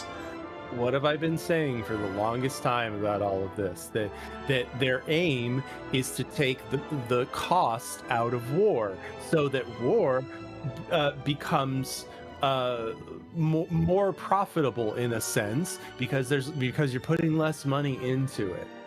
And if they're smart, they film it and then they sell it. And exactly, and that it fucking works. That's the other thing. That in a changing world, and in a world where drones are just already a thing and AI is already a thing, to not use it would be stupid. It would be cutting your own leg off. So you have to use it at this point. Right, yeah, it's like not having a machine gun back in World War II. Right, exactly. It would be like, no, we're only going to fight with muskets in single rows. Yeah, you're gonna get dominated. Did you guys hear they're gonna not allow DJI drones anymore to be sold in America? And DJI drones, obviously they're made in China. If you guys didn't know. But they, when you have a DJI drone, you have to sign up basically with an account with DJI. That has all of the information goes on their servers in China. Yeah, fuck that. All of China's tech anyway is fucking copycat of our tech anyway. That's what I'm saying. Well, China learned that they could bug basically everything. Like I don't remember the name of it, but if you look into it, it'll come up right away, and you'll know what I'm talking about. There was a certain computer virus that China developed, and we're talking like in the fucking free AOL disk era of the internet, and they were already like putting fucking shit on like everyone's fucking computer to send shit to China, like even back then. And that it went undetected for so long because people in the US were like, well, why would anybody do that? Well, I mean, Robert Maxwell was peddling it all throughout the 80s. The Promise software, which is a backdoor into everything. Mm-hmm. And he did that with all the government contracts, everything. And there's a link to the Khashoggi's with all of that too. Not to mention Mr. McAfee, who fucking slipped into the government's breaches too. Oh, that was funny. Well, I'm saying the government knew about it. Oh, They well. knew what the promised software was, and they sold it to other countries on purpose as like an intelligence device. Oh, okay. Well, I thought you were just talking about in general breaches, because fucking old fucking McAfee was like, "Oh, I'll secure your shit easy." Yeah. No, the promised software wasn't it was aimed at state institutions. It wasn't for commercial use. Oh no, yeah, that's what I'm saying. McAfee, I don't know if you heard about this or whatever. He provided his software for the federal government, and then just stole a bunch of their files, and then faked his death like twice. Is he still alive? No, dude. He faked his death twice before he died. I don't know. Well, I mean, I don't know if you know his. Yeah, third time. I'm pretty sure he died. I don't know. Dude, there was somebody who's saying he's still alive. I don't know, man. He didn't kill himself. Yeah, exactly. I think he just died of old age, though, dude. Like, he did a lot of coke.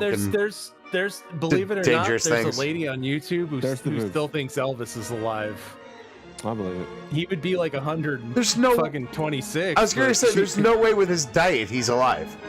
Well, he's probably emailing her, trying to get her life savings so he can get back to America. He blew out the bottom of that fucking toilet, boys. You know he did. Elvis would be he'd be almost 100 years old. Yeah. His favorite food was peanut butter and bacon and banana sandwiches. He died on the toilet. That's an easy thing to know. He was drinking too much and ate too many of them sandwiches. That'd be rough. Oh God. Rough on the colon. Yeah, dude. Yeah. Well, and he was on like a fuck ton of drugs and like. That's what I'm saying. He was probably constipated. And real constipated ones. So he was just sitting on the shitter trying to shit and couldn't do it, and then dropped his heart out his ass. Let me tell you, man. Like, dude, what the fuck? Now, see, this is like the Met Gala. This is what I'm saying. I'm not a drug guy, but like that shit will make you fucking constipated.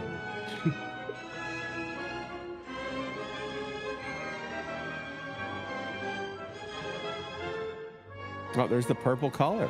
Okay, like the Phoenician color, which is a combination of red and blue. And red and blue. That's right. Yeah, exactly. Oh, which is very esoteric and is that why it's for fucking royalty? That's nuts. Yeah, the left and the right. Was it Yakim and well, Boaz? it's the active and the passive energies. So it's oh my god, what the fuck? Oh yeah, you would dig this scene. This scene is fire, bro. If you saw this in a movie nowadays, you'd still be blown away. Yeah, this is the Yoshiwara is so crazy, dude. That I was talking about, where like everybody fucking smokes heroin and yeah. Oh yeah, dude, watching this on heroin, just whacked out on the fucking rug with everybody. Oh my god, this must have been nuts. I mean, the imagery is like iconic.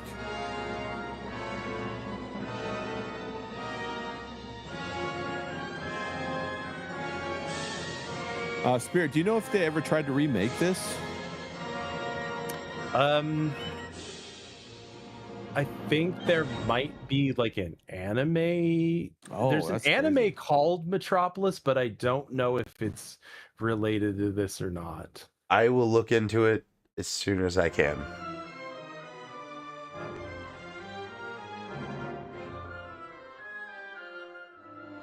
The Boot of Revelations.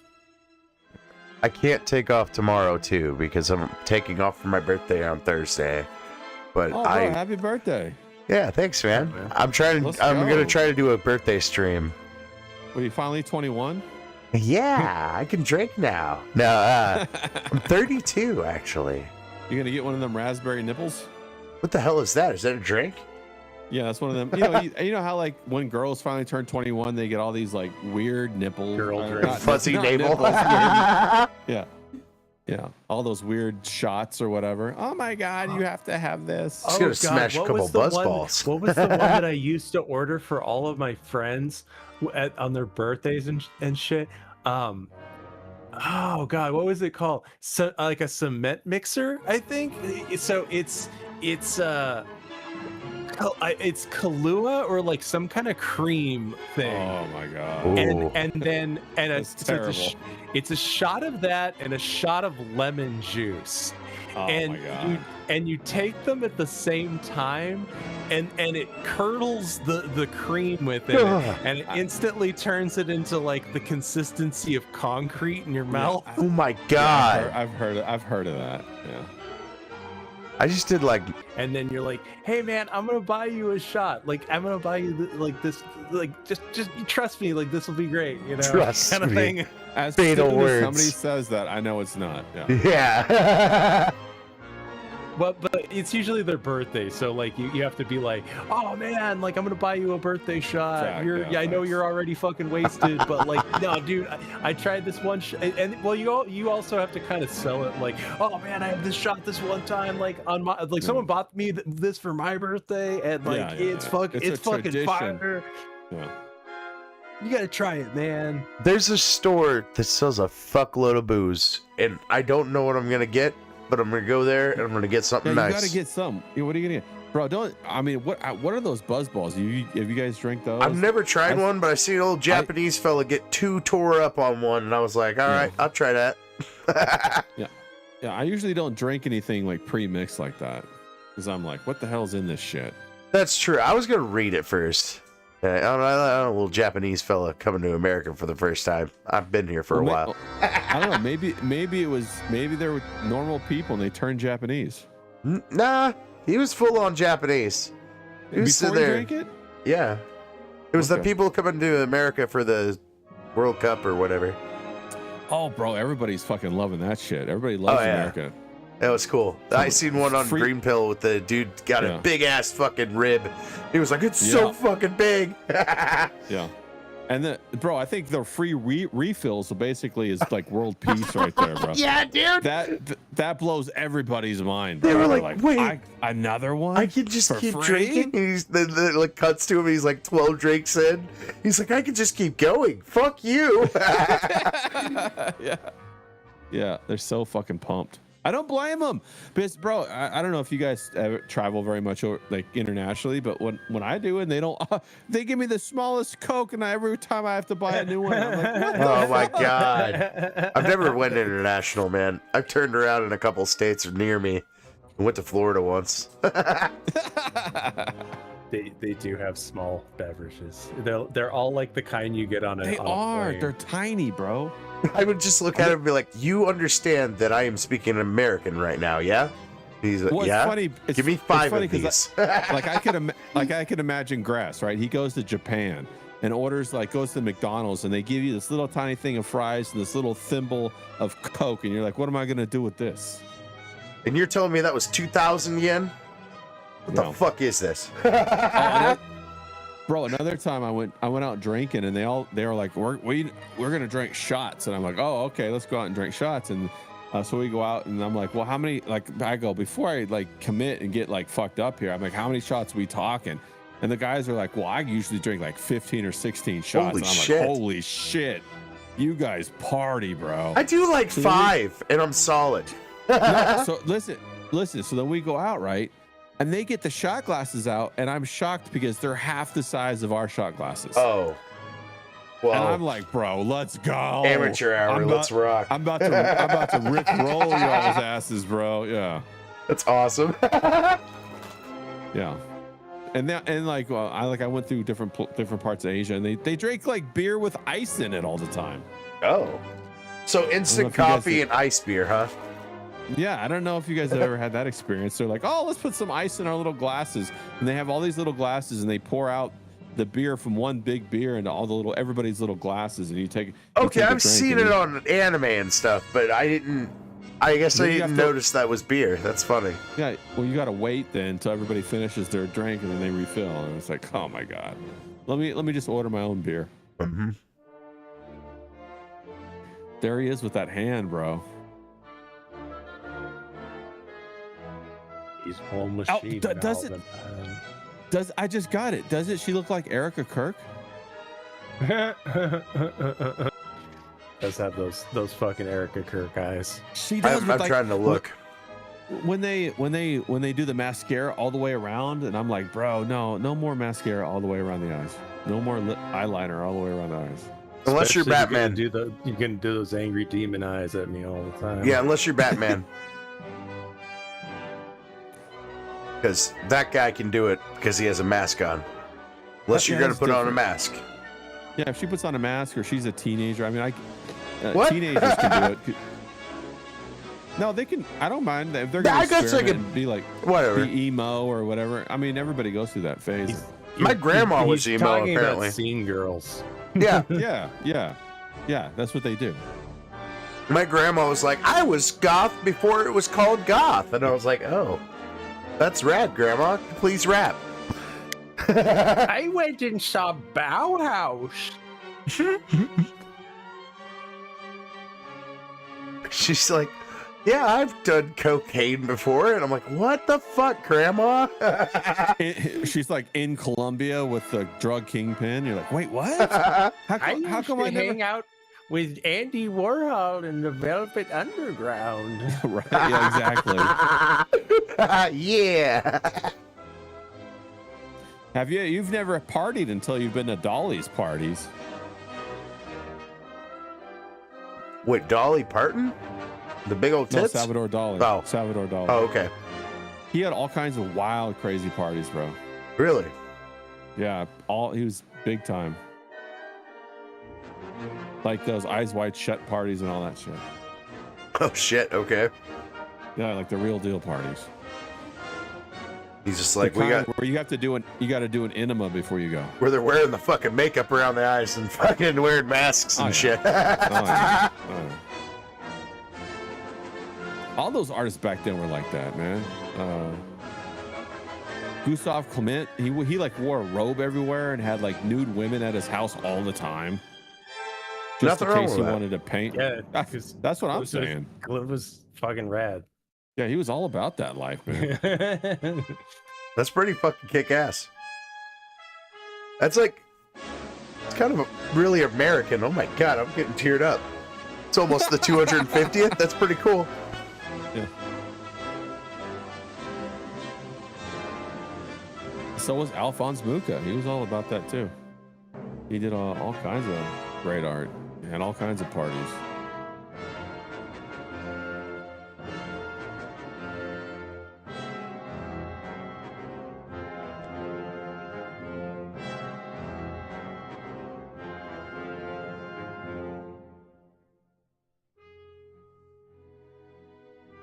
It's so funny to look at like movies from this era and how out of touch we are with them.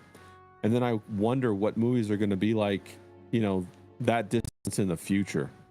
Oh, man. Will there even my balls? Will there even be movies then, you know, with the way things are going? I swear to God, if we get asked the movie, I'm going to be pissed, Spirit.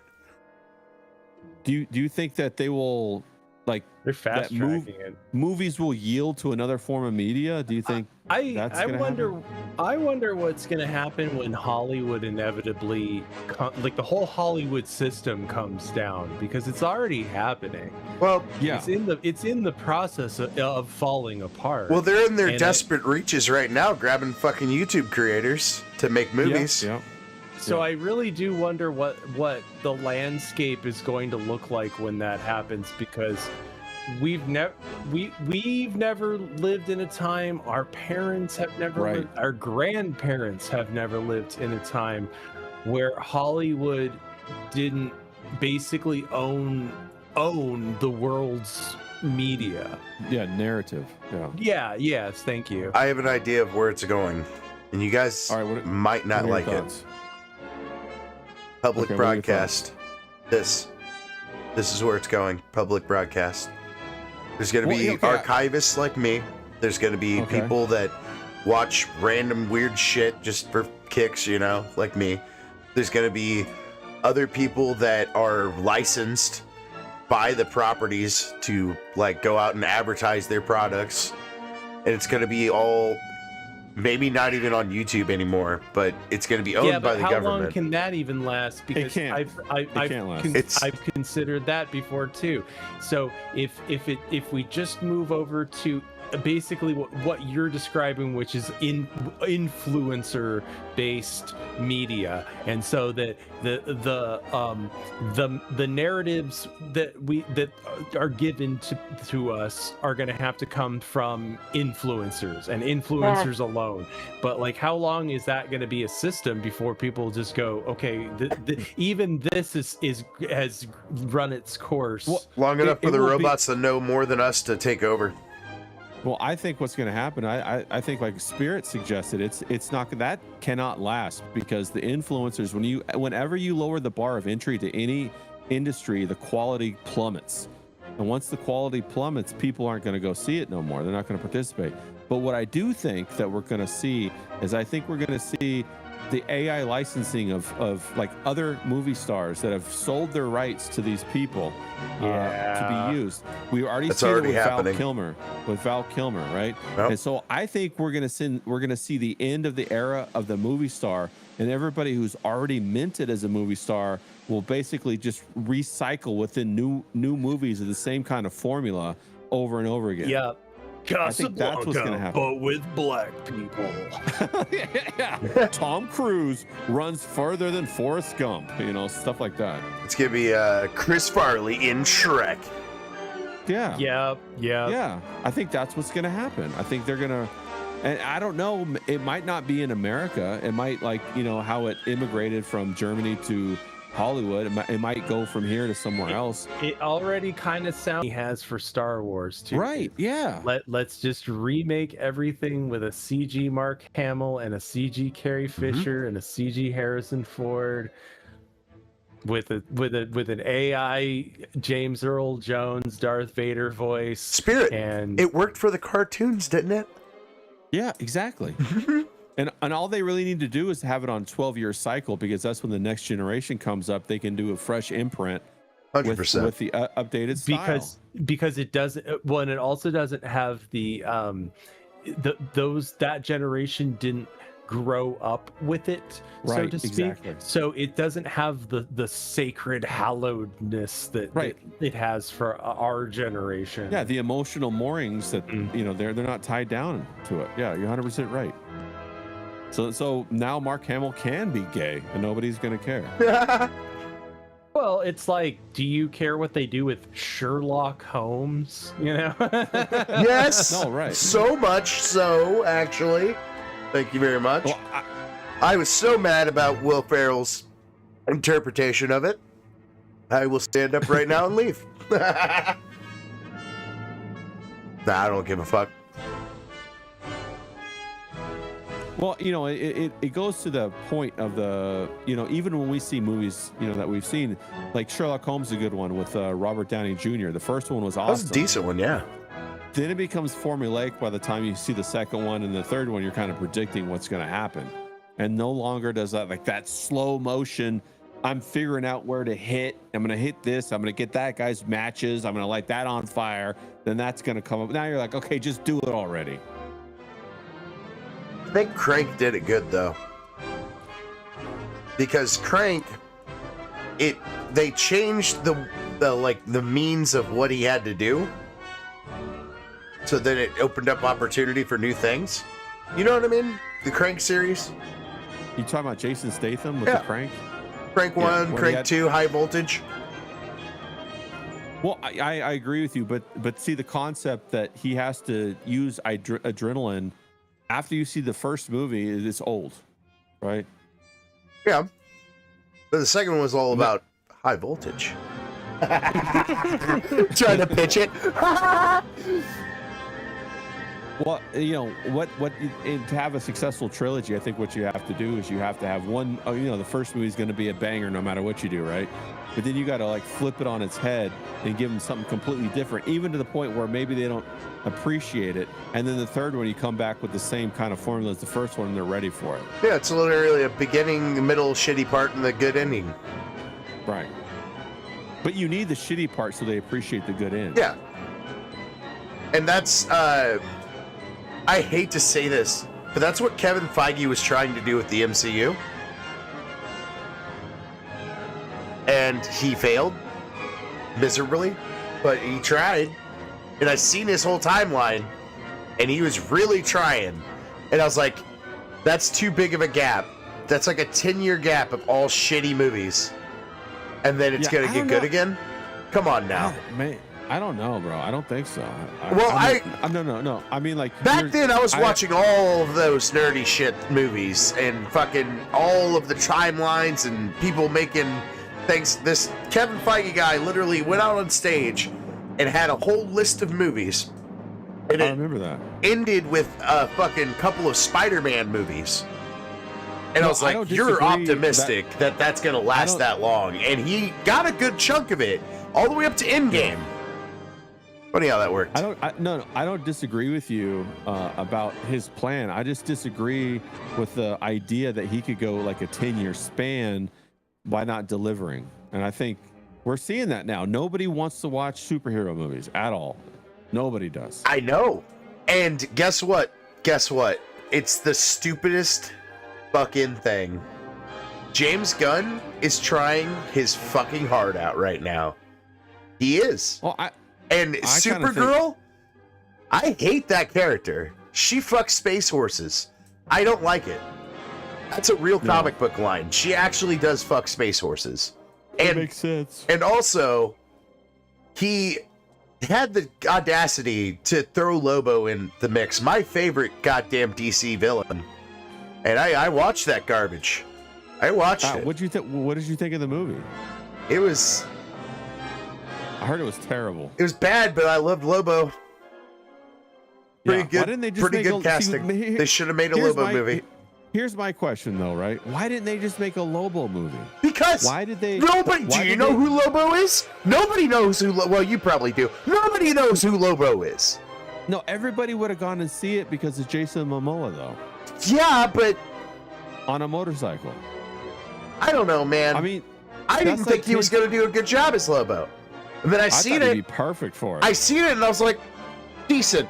You did a decent job. You said Bizstatch. I'm fucking down. You know? Yeah, I think they put him in there so people would go watch Supergirl. Yeah, but also, it's part of his plan. He's trying to make more movies. So if he gets those more movies, at this point. James Gunn had a timeline too, man. I'm telling you. Ah, damn it. I know too much about this nerd shit. I know, but Spirit, tell me if I'm right or if I'm Rilla right here, okay? You gotta grab people in the first 5 minutes. Same theory with, like, if you're gonna have like a 10-year run of movies, you gotta grab them in the first 2 or 3 years. You gotta come out with a couple of banger movies. You're correct. So that they stay engaged. You can't like come out with the soft shit and then say at the end of the 10 years, I'm gonna deliver. Give you a good one. Yeah, you can't do that. And they know that because they write movies and they know you got to have like a fucking hook in the very beginning. Everybody knows that. It's why the first Star Wars movie hooked people from the very word go, because like the very first thing you see is the ship, you know, the rebel ship, and then the big Star Destroyer, and visually you already know what's happening. Yeah, agreed. And you already feel it, bro. You're like in it, bro. You're like, yes. Or like even Indiana Jones, like they fucking knocked it out of the park for the first 3, and then they fucking just. But see, then I think what happens is they start to have other quotas besides making quality movies. They need to do that checklist. There's that. I think they don't know. Because I don't think that they get the same kind of. I think a lot of these people don't have the same kind of background education that people used to get within screenwriting, because it's all just Marxist gobbledygook. I think that's a really good point. Yeah, I think that's a really good point. I think they're so out of touch with what resonates with majority of people. I agree with that. And so I think they're incapable to perceive it and incapable to understand how to write for it. Well, they don't understand. Well, and so much of it is a subversion. So often it's like it's cliche that movies rely on the hero's journey, for instance. Well, those types of people, those cultural Marxist type of people, they hate that narrative because it's the narrative of the empowered individual, and that's something they hate. Yep. So I love that story. So then all of their core concepts become about how do I subvert this narrative. Yeah, and then what they do is they disassociate from the entire audience by doing that, and then it becomes about a narrative, pushing the narrative or the propaganda or whatever, instead of giving me something I'm really excited about and it really resonates with who I am and my experience in life. It's dumb, dude. Like, because they don't have any experience of life. That's there you go. And that's a point of fact, right? That's a point of fact right there. I it's almost like I'm ashamed to admit it, but at the same time I'm not, because I don't think I'm the only one. That sometimes I listen to music from my parents' generation and I go, oh Jesus Christ, that's what that means, Wow. and I'm like, yeah, I can see how a 40-year-old would understand that concept, but Jesus Christ, these songs were written by like 23-year-olds. Yeah. Well, things about like for instance the kinds of relationships between people and what it means to love and lose and things like that like, man, I fucking like didn't really resonate for me, at least until fucking in my 30s and 40s. I remember the first time I heard the song "Time" by Pink Floyd, and it finally clicked with me what it was about. And I'm like, this song is about the inevitability, like the constant flux of time, and that you really do just blink and miss it, and you waste away, and then you look and realize, oh God, 10 years have got behind you, and I'm like, I didn't ever even get that sensation until I was in my 30s, and these guys were in their like early 20s and they were writing this shit. Well, don't feel bad, because after the 60s or the 60s and after, the music industry was very smoke and mirrors with what they presented and who did what. Like, you're probably familiar with the fact that they even had bands called like the Wrecking Crew, that were the studio musicians that played the songs for the majority of the bands and were uncredited on their music, so that they thought that the original rock band played the music on the EP, but they didn't.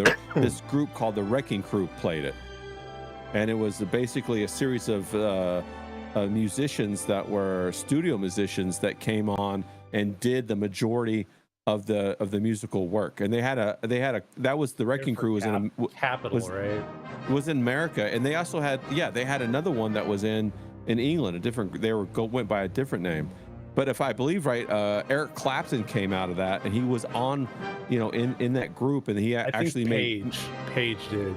Yeah, and they made Cream, and Cream was one of the first I love Cream groups that came out of that. Yeah, so Cream was some of the people that came from the Wrecking Crew. Oh yeah, for sure. Jack Bruce did a lot of session work. Yo, Ray, a lot of those can guys you just send me a buttload of music that you know? And same goes to you, Spirit. I've been doing a radio stream in the mornings, and I want to see your guys' perspective on music. That's why I'm doing it, because I like seeing everybody's choice of music. It's cool. Yeah, sure. I used to love classic rock. Fuck yeah, dude. And classical music. I developed a love for classical music from like a lot of the earlier cartoons, like the Looney Tunes, and I would go find those songs or whatever, this CDs, and get those, and then listen to them and listen to the other songs on the CD, and then I started to love classical music. Then I remember one of the very first songs that I heard from Mobius, God Moving Over Water. It was at the very end of Heat. After I heard that, I was like, wow, I gotta listen to all this kind of stuff, bro. This is crazy. Hell yeah.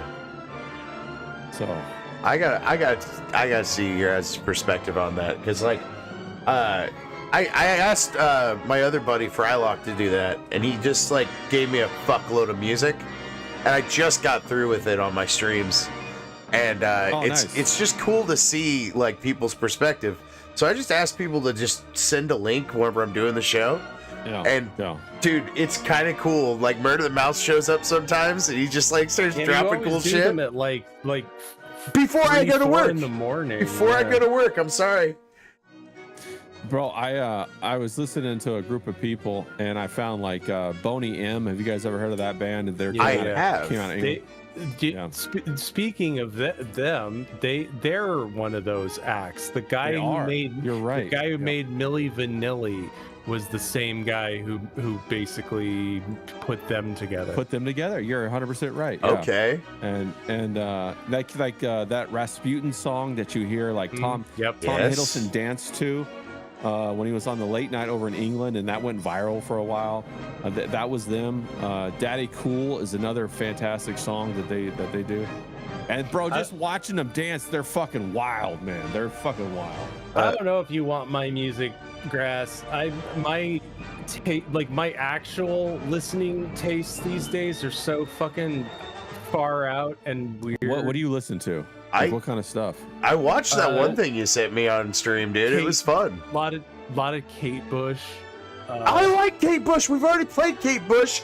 Give me your music. I'm pretty sure anything with Bush in it, I'm down for. Yes. Sexy. any type of Bush. I like things these days that are very like concept-y. Okay. The better the music video, whatever, I'm down. Like cinematic? Is that what you mean? Kind of like Kate Bush's songs, for instance, are kind of overlap with their music videos. Yep. So oftentimes, I see what you're saying. It's a performance, but the song itself is like also a performance. Yeah. Okay, I got you. What was that one? It's not Love is a Battlefield. What song is it? There's a certain song, and she starts off, and she's like getting yelled at by these two parental figures, and there's a boy up in the window she's looking at, and she's just like getting kicked out of the house. Like I don't know what that's all about, but I didn't like it. Seemed like incest or something. Yeah, I'm not into that kind of stuff. Not for me. No, I'm not into that kind of stuff.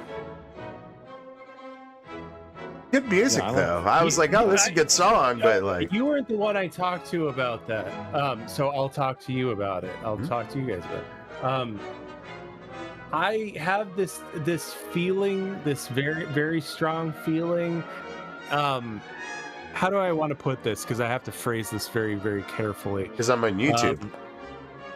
Well, and also because of the subject matter. Oh, okay. That I think that the next stage in like anti-nuclear family narrative, just like destruction of the nuclear family, and in other words, or the triangular family, as I kind of call it. Okay. You know? The breakup of moms and dads and children, in other words. Yeah, okay. And that I think part of the next phase in that narrative is going to be being a father is pedo-coded. Like being a father is pedo-coded because you're weird. You have they already tried to do that around you, and you're gross because like you watch kids go poop, like because when you're potty training them, you sicko. Dude, 100%. There was a game on Steam where this guy like picks up this little kid. You know what you're gonna say. Yep. And they started fucking pinging people and being like, "Oh, you're a weirdo. You like fucking kids." You're being a responsible father who loves just want to fucking. Or you're being a responsible adult who has unconditional love for like a person, you know, just like a person, you know. That's pedo coded. Oh, howdy, King Yeti. See you in the chat. Because because it's a way of sexualizing children without sexualizing children. Yeah, because they want to project sexualization on that, like, fucking anything things. a child does is sexual. is the way that they're going to frame it. Yeah, because anything a child does is sexual, and if you want to be around them, then you're a weird creep, and that's what fathers and moms do. Fuck those people. No, those people need to fucking spend 15 minutes with Alex Rose and see what they're on their phone and shit. Yeah, Grass, you're talking about the game Pragmata. What? Oh, that's what you were talking about. Oh, is that what it's called? Okay. Yeah, it's where the guy's trapped on Mars and he has an AI assistant or helper, and it's a child. Okay, They have like a father. They have a father-daughter relationship. See, I didn't play the game or nothing, but my wife told me about it, and I was like, "That's fucking horse shit." I'm not getting on the internet today. I'm gonna go away. I'm gonna go fuck off instead. Well, the reason why everybody was so mad about it was because women were watching it and wanting to become mothers. Yeah. And so it was one of the first pieces of media that actually like supported the genetic desire to become a mother. It's funny and as fuck. They wanted a father. They saw that. Surprise! People get an instinctual urge within them, exactly, to like care for other people. Like, guys, wow, what a concept! You know? Well, and also a desire to have children, to have progeny. Right, guys, that's fucking nuts. It ties into my last high stream I did with fucking Murder the Mouse. He brought over this movie called PCU, and it was a Fox movie that I guess Disney tried to bury and stuff.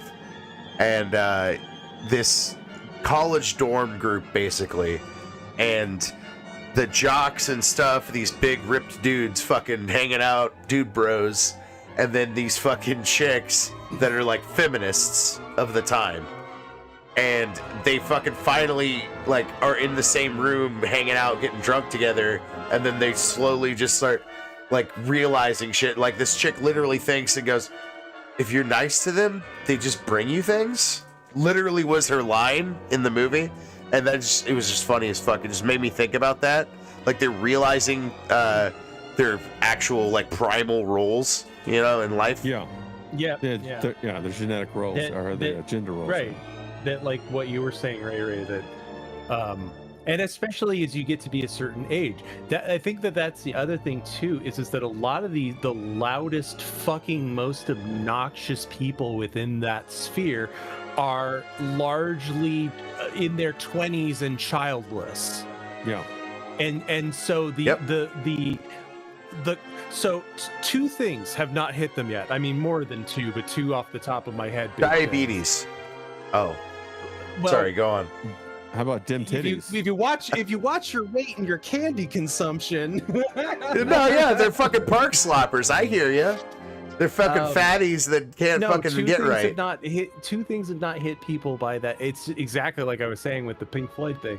You've not been hit by the sense of, wow, I kind of do like want to take care of more than like an animal, you know, like someone else's kid, you know. Yeah, well, that's the thing too, though, Spirit. It's not even like somebody else's kids. Most of these people like probably just shunned themselves or shunned their family away from them because they done voted for the wrong person. You know? Well, yeah, and that comes through the programming of like the college institution. And I think what Spirit makes a great point is like, you know, this push of arrested development for people keeps them in an immature phase so that it takes longer for that to dawn on them. And then 100%.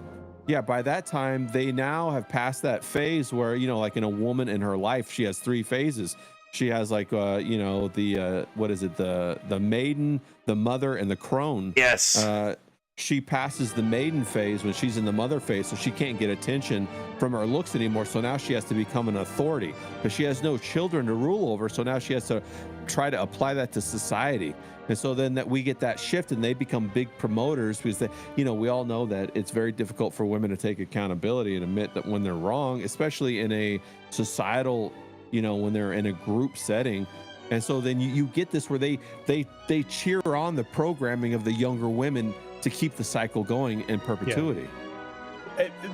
Because of the second thing that I was going to say, that's a great lead in for that, because the second thing that has not occurred to a lot of these people is the concept of mortality and the idea that it's coming for all of us, and that your time that time is constantly moving, and that 10 years have got behind you, no one told you when to run, and you fucking missed the starting gun, and those kinds of thoughts don't creep in until you're much older, and you can conceptualize your life within the concept of decades and go, oh well, I kind of fucked up that decade, didn't I?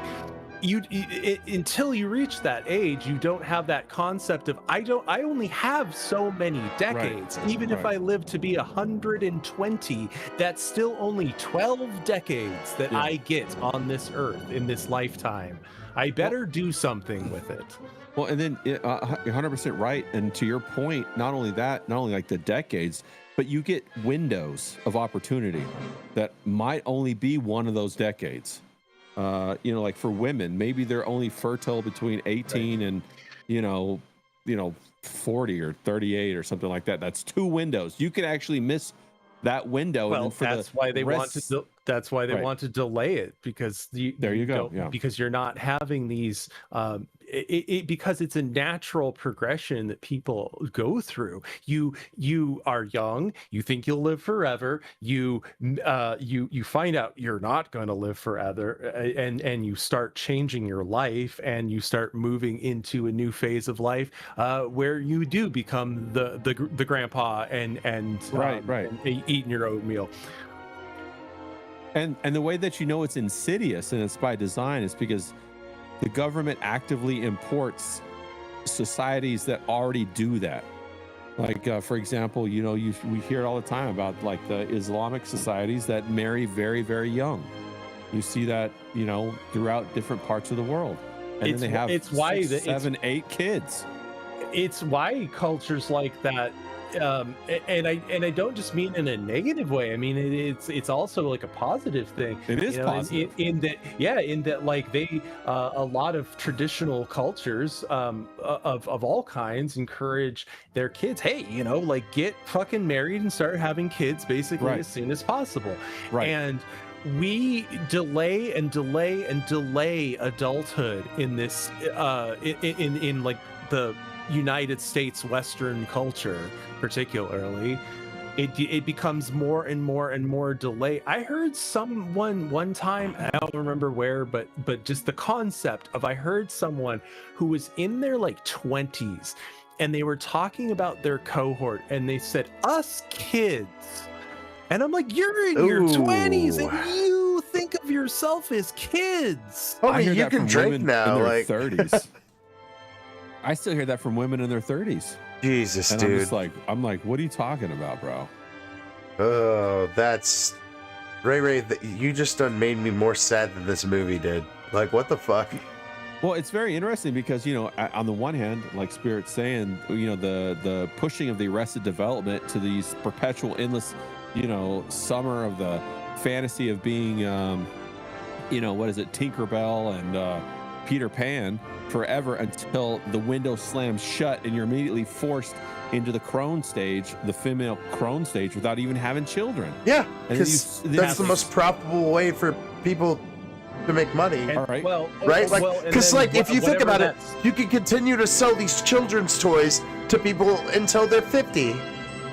Whatever that stage is for men, whatever that looks like, is the same for men as well. Right. They force men into, yes, men can have children later into life than women generally can, but they still force men into like a kind of a perpetual adolescence, a perpetual like collecting fucking bobbleheads and Transformer and He-Man fucking toys.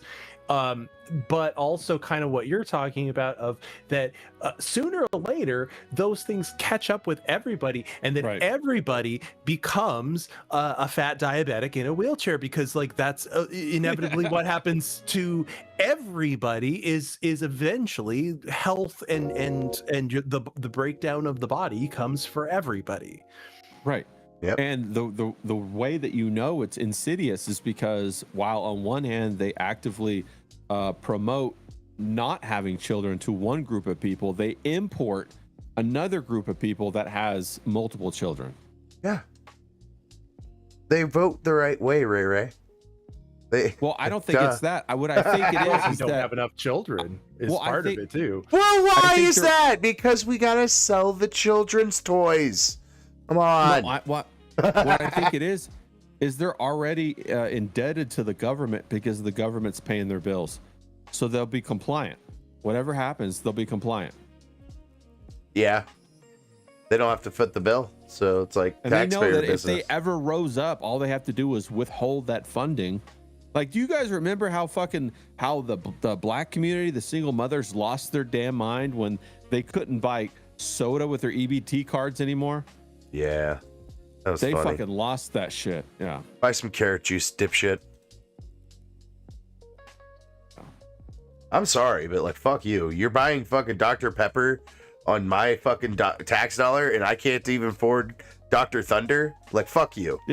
Yeah, bro, it's heinous. It's heinous what's going on, especially here in California, like the kind of misappropriation and theft of the funding. Oh yeah, my dude. God. I seen a video the other day, and I played it on the green pill. Part of the good bad segment that I fucking lost all my assets for, so I got to fix later. But she was like, "Oh yeah, I was at the store, and this chick had fucking really nice nails, and she was paying for her groceries with EBT." And I'm like, how much was those nails? Fucking $85? Like, because I know that's my luxury, and I do that for $150 at $85. least. But like, god damn. No, and and it's important that men like understand this, because I know a lot of men are really out of contact with like what women purchase and like the cost of it. Like, I remember talking to some of my friends who, like, they got jeans or whatever, Wrangler. I'm like, how much do your jeans cost? How much do your jeans cost? And they're like $49, bro.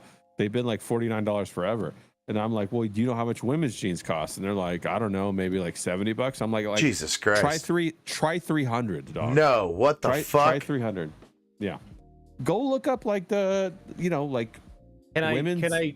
Can I play devil's advocate and Yes, of show you course. and show where they'll flip it on us, though, all of what you guys just said. So then they'll just make the trend be actually cool people just wear like shitty clothes and like the cheapest fucking shitty clothes, and they like just don't even shave their pits or their pubes, and they just like don't clip their nails or fucking anything. They just look like fucking cave people. Like, that's actually what cool people do now. Cool people So, don't like, even wear clothes, if you Spirit. wanna They be wear cool- boxes. No, well, I mean, already with that they lost, though, because as soon as you introduce subjectivity into an argument, I don't even know what we're talking about when they say cool, because that's a trend. What are trends dictated on? When we already know that 80% of consumers are female, whether it's with their money, their husband's money, their boyfriend's But that's money. what I'm gonna say. That's what I'm saying. It's like they'll just push. Actually, girls, you can just hang out in your dirty sweatpants and your tank top with no bra, and let those titties just sag, girl, and don't even bother brushing your hair. Well, I would brushing your rather teeth. that. I would rather that. Like, at this point, like with all like the lips, the fake eyelashes, the wigs, whatever. I'm like, yeah, let's just do the sweats thing, bro. All natural. Let's just do that. Let's just do that so I can see what you really look like. You know what I'm saying? Yeah, except you open up those sweats and it smells like a mix of cat urine and it's like a sauna in there. Jesus Christ. Seals You in can the smell flavor. you can smell the yeast infection. Oh, that's have you ever been? But I have been around. That's I remember rank, I was dude. dating this girl one time, and yeah, I smelt something, and I was just like, end of date right there. I bitch, I don't know if that's was. a dead tooth or your pussy, but I'm out. Yeah, either way, bro. I don't know. It's just the smell knocks it right out of me. Like, I tried to date a girl one time that smoked. That didn't work for me either, dog. I was just like, nah, I can't do this. Yeah. Can't do this. There's I mean, even one time I tried to bang a girl in her house or whatever, and she had mold in her house, and I'm really allergic to mold, and I was like, nah, I'm out. I gotta go. yeah. Fuck Like, that. I did the whole date. I got to her house. We had the thing, got the TV going, making out. All of a sudden, I'm feeling the pinpricks of mold on my skin. I'm like, nah, I gotta I go. love that. I'm Ray done. Ray's like, fuck that. I'm not gonna ever be caught with a fucking dog yipping and grandpa sleeping. Not like old James. Bro, no, I had there was this one girl I dated. She had this dachshund, and she had that thing everywhere. And so like even like when we went in went in a room that she had the dog there, the dog was trying to jump up on the bed, and I'm like, what about the dog? So she put it out. The dog was like fucking scratching on the door, like going to town. And I'm like, nah. I'm like, I gotta get up early, bro. I can't deal with this. That's too much. That's too much. Crazy, bro. I should get going on that note as well. I gotta get up at fucking early ass too. No, I'm the one that has to go. No, I got stuff to do. Yeah, you have comics to make, sir. Well, then I'm gonna be first to leave. Have a good one, guys. See you later, Great talking to you, bro. That was a lot of fun. Ray, dude. I'm glad Spirit jumped on. That was fun. That was awesome. I was gonna tell Spirit also, but dude, thank you for coming on. Well, I hope he's still listening. This birthday, he can't just like leave. Spirit, I hope you're out there listening, bro. You didn't leave yet. We still got you. Making this birthday week fucking awesome. Doing a green pill. Yeah, we'll do it again. Yeah, it's always fun when Spirit comes on. Yeah, we'll do another movie. Let's do anime next time. That would be fire, bro. Dude, I actually am trying to put together a Toonami playlist, and I will be doing that as soon as I can. Yeah, and that was kind of a fun movie too because we could talk over it because it was like it was silent. Yeah, and you could kind of read and shit here and there. Yeah, it was fun. Well, I hope everybody in the chat had a good time. I hope Miami John's still hanging around. Dude, yeah, he's there. Yeah, he's a good guy. Shout out to Miami John. Dude, shout out to all the pros, all the people, all the fucking new friends and faces that you're fucking talking to, meeting all the artists and shit that you're talking to. You're doing all sorts of work over there, sir. Yeah, I'm trying to pull everybody in. I'm trying to make a fun environment, and I really makes me happy like when Zayd comes on the green pill because I'm like, let's fucking go, man. Yeah, I need him on again, man. I fucked up and didn't talk about his DMT thing, and I need to get him on because I found a strain called DMT. Bro. Like, yeah, that was the main thing. So yeah, get his ass on again. And hopefully what I hope is that everybody who we like interact with will like everybody starts doing streams together. Yeah, that'd be kick ass. That's fire. Yeah, and it's dude, your show format too, sir. Fucking top notch. Keep going. I appreciate it. I'm liking the streams with FOMO too. Those are pretty neat. Yeah. The Love Boat and shit. As soon as I get done with these pages here pretty soon, I'm gonna try to upgrade with a new, freshen up the look and make some make it more contemporary. I noticed like a lot of people are doing the desk thing now, so maybe I'll push my camera back a little bit, and just try to get more people on and dude. Have more fun conversations, because I really think that's where the power is in what we're doing, is talking to people and trying to get that connectivity back, trying to have a conversation with people, having to work on those social skills and, really get interested in like what you as an individual, like Grass is like, hey, you want to come on? I'm like, yeah, fuck yeah. I love popping on and having a talk with Grass. It's always a good time. And, we all need that socialization, people. I know that everybody out there, you might not have the social circle that you want, or maybe you once had. I know I don't, bro. Like when I used to live in bigger cities, I had all kinds of big social networks where I could go out and have new people that I'm talking to, every day of the week for 2 or 3 weeks before I recycled again. And then it was still fun to see the people and stuff. But, I'm the opposite, homie. Like I'm from a small town. This new internet thing's all new to me, and meeting people like you and Spirit and fucking John, fuck James, all these people. It's just been fucking crazy to me, man. Like it's fucking cool.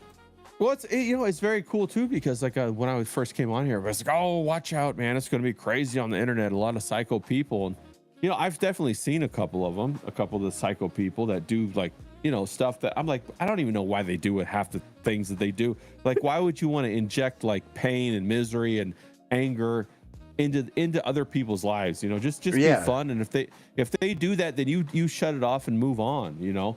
Exactly, dude. Ethan Ralph's a good example. Is like go back to what he was doing. Inject a quality, positive stuff into people's lives and try to build your life around that, build your podcast around that, and build your community around that. I know the community word's kind of hard for a lot of people to swallow because it's like sounds so cringe. But what else do you call it, man? It's a group of people that you're interacting with, you're trying to socialize with. You're trying to become friends. Like I feel like, if you and I in Spirit, if we did this at a bar, it would have been just as fun. Just dudes with friends. Yeah, exactly. If it was just the three of us at a bar, taking shots of like, if I'm not gonna fall for it now, Spirit. If you're gonna try it, give me one of those concrete cement mixer, whatever the concrete fuck, mixer. I think it's called a cement mixer. I think that's what it's called. I'm not gonna fall for that, bro. So any shot that you're gonna want to buy me, I'm gonna smell it first. If it smells like Goldschlager or something like that, bro, I'm out. I'm like, nah, not Jägermeister. I'm not doing that. Nah.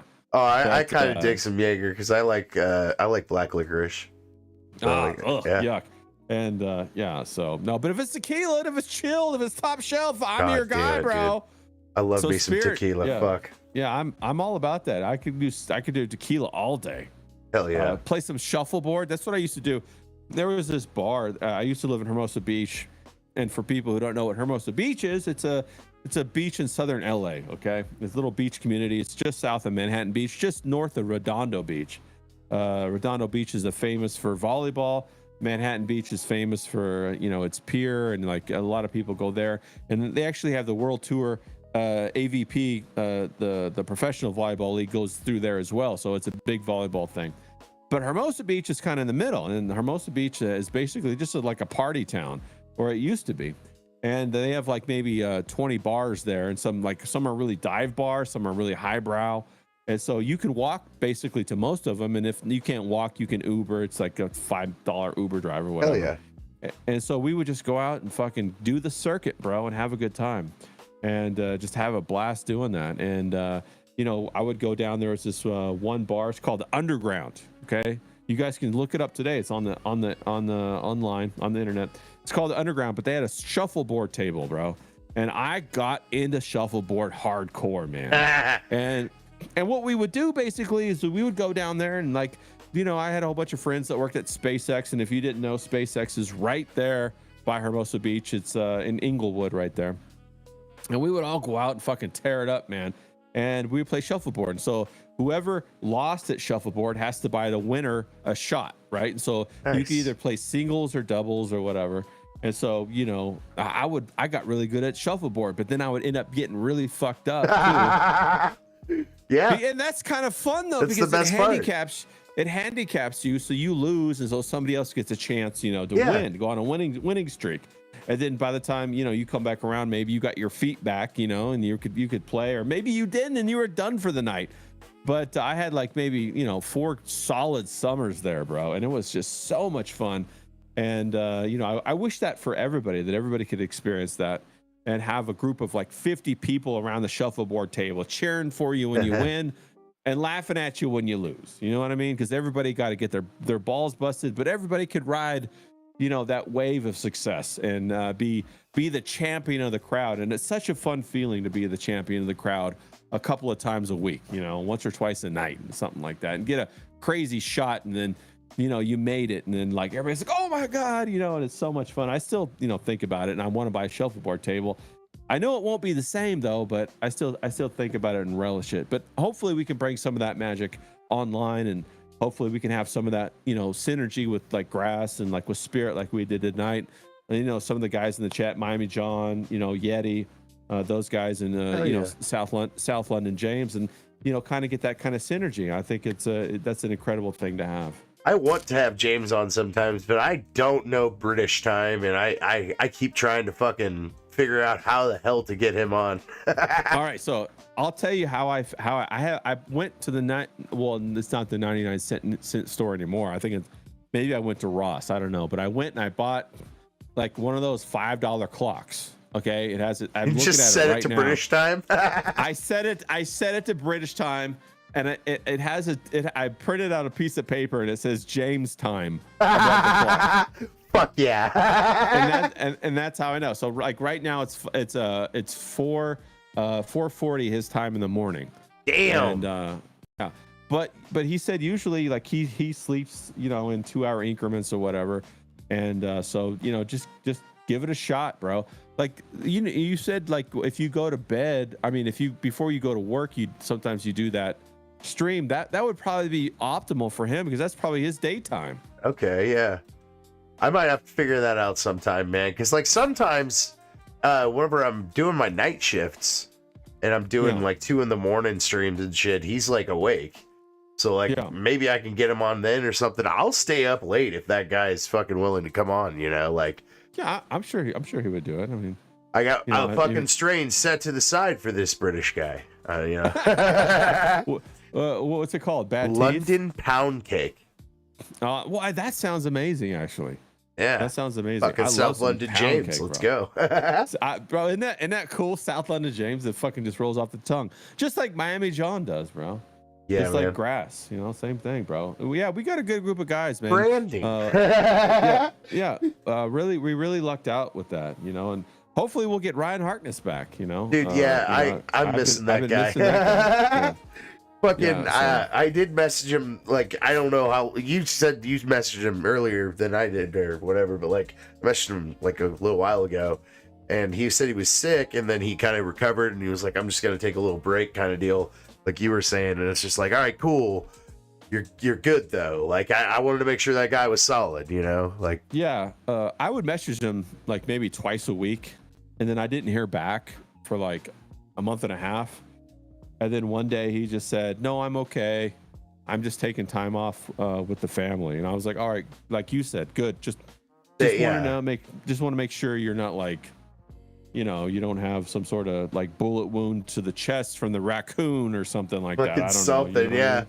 Because I know that Something he crazy like that. sometimes he would like record out in his shed and stuff, so that you'd have to go shirtless because it was getting too hot out there. So hot, yeah, it's so hot. And yeah. my wife was like, "Why are you watching this shirtless guy?" And I'm like, "Because it's not gay. That's why." I fucking love Ryan Harkness. I fucking love that guy. Hell yeah, dude. He's like, I have such strong synergy with him, with just his like, well, fuck you kind of attitude about government shit and about like, you know, the YouTube and how it like makes you want to it like puts these rules on you, and he's like, fuck you, motherfucker, dude. And how he made those songs. I mean, like, people don't realize he had millions of listeners that heard his songs, bro. Exactly. Like, that's what I was gonna say. That fucking one song about what is it? Which one? Try to pull for a hole and shit. You know, like that one. It fucking got kicked off of every platform. The day it was super viral, even Rumble, but it went super viral and got reposted everywhere. And that's how legends on the internet are born, man. The internet knows. It's like a breathing thing. It's an entity that just really fucking.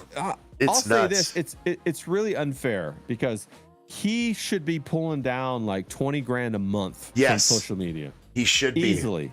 He has the talent. He has the skill. And he produces song after song after song, and they're all bangers, bro. 100%. Like he made one for you. Yeah, he did. Like, and the Apple Fritter song, like Apple Fritter. Yeah, like after Kanye's Heil Hitler song. Bro, it's so fucking good, man. And I think if anybody's been done the worst, even that piano guy, and you know what I'm talking about. The piano guy, you know what I'm talking about? That does all those parody songs too. He's been kicked off as well. Burnham? No, what is it? He used to do like the old-timey ragtime songs about like black people and all kinds of stuff. Oh, okay. Yeah. And he got kicked off as well. Oh, he did. But yeah, he's right up. That fucking Ryan Harkness is right up there with him. Should be pulling down fucking like maybe $250,000 a year from this stuff. Easy, bro. Dude, he got seen by somebody in charge, and that guy was like, "Nope." I guarantee you, he was too dangerous. He was too good. He was too good. Yeah. You flew too close to the sun, homie. Well, if they knew that he was going to go super viral and a lot of people were going to wake up. Like, I was listening to Kurt Metzger the other day, and he was talking about what he thinks that why they're trying to destroy comedy is because comedy actually interrupts the brainwashing, because it makes you laugh, and then like it mocks or ridicules the programming, and so you like push it away. Yeah. And so I think that's what happened with the Ryan Harkness thing, is like it was parody, so it was comedy, it was satire, and it was so catchy. It was like a jingle, like an earworm that you can't get out of your head. Yep. And so dude, they were like, even his intro was sick. where he's like scanning through different radio stations, watching Ryan Harkness's show. If you've never watched it before, it's like coming across a radio station that is like primetime Alex Jones fucking, but it's better. Like, because this guy's like getting after it. Well, I mean, I have like a mixed list for my intro, and I have his goalie goal song. Yeah, on dude. The mix list. It's so fucking good, bro. It's so fucking good. Yeah. God so damn it. shout out to Ryan Harkness, wherever you are, bro. We're sending you love. Me and Grass, dog. Just hell yeah, prayers from the Grass family too. One. 100%. He's a real one, bro. He's a legend. 100%. He's a fucking legend. Yeah. I gotta get out of here, man. I gotta do another 10-hour shift tomorrow. So, peace out, guys. Thanks for watching. Peace out. Later,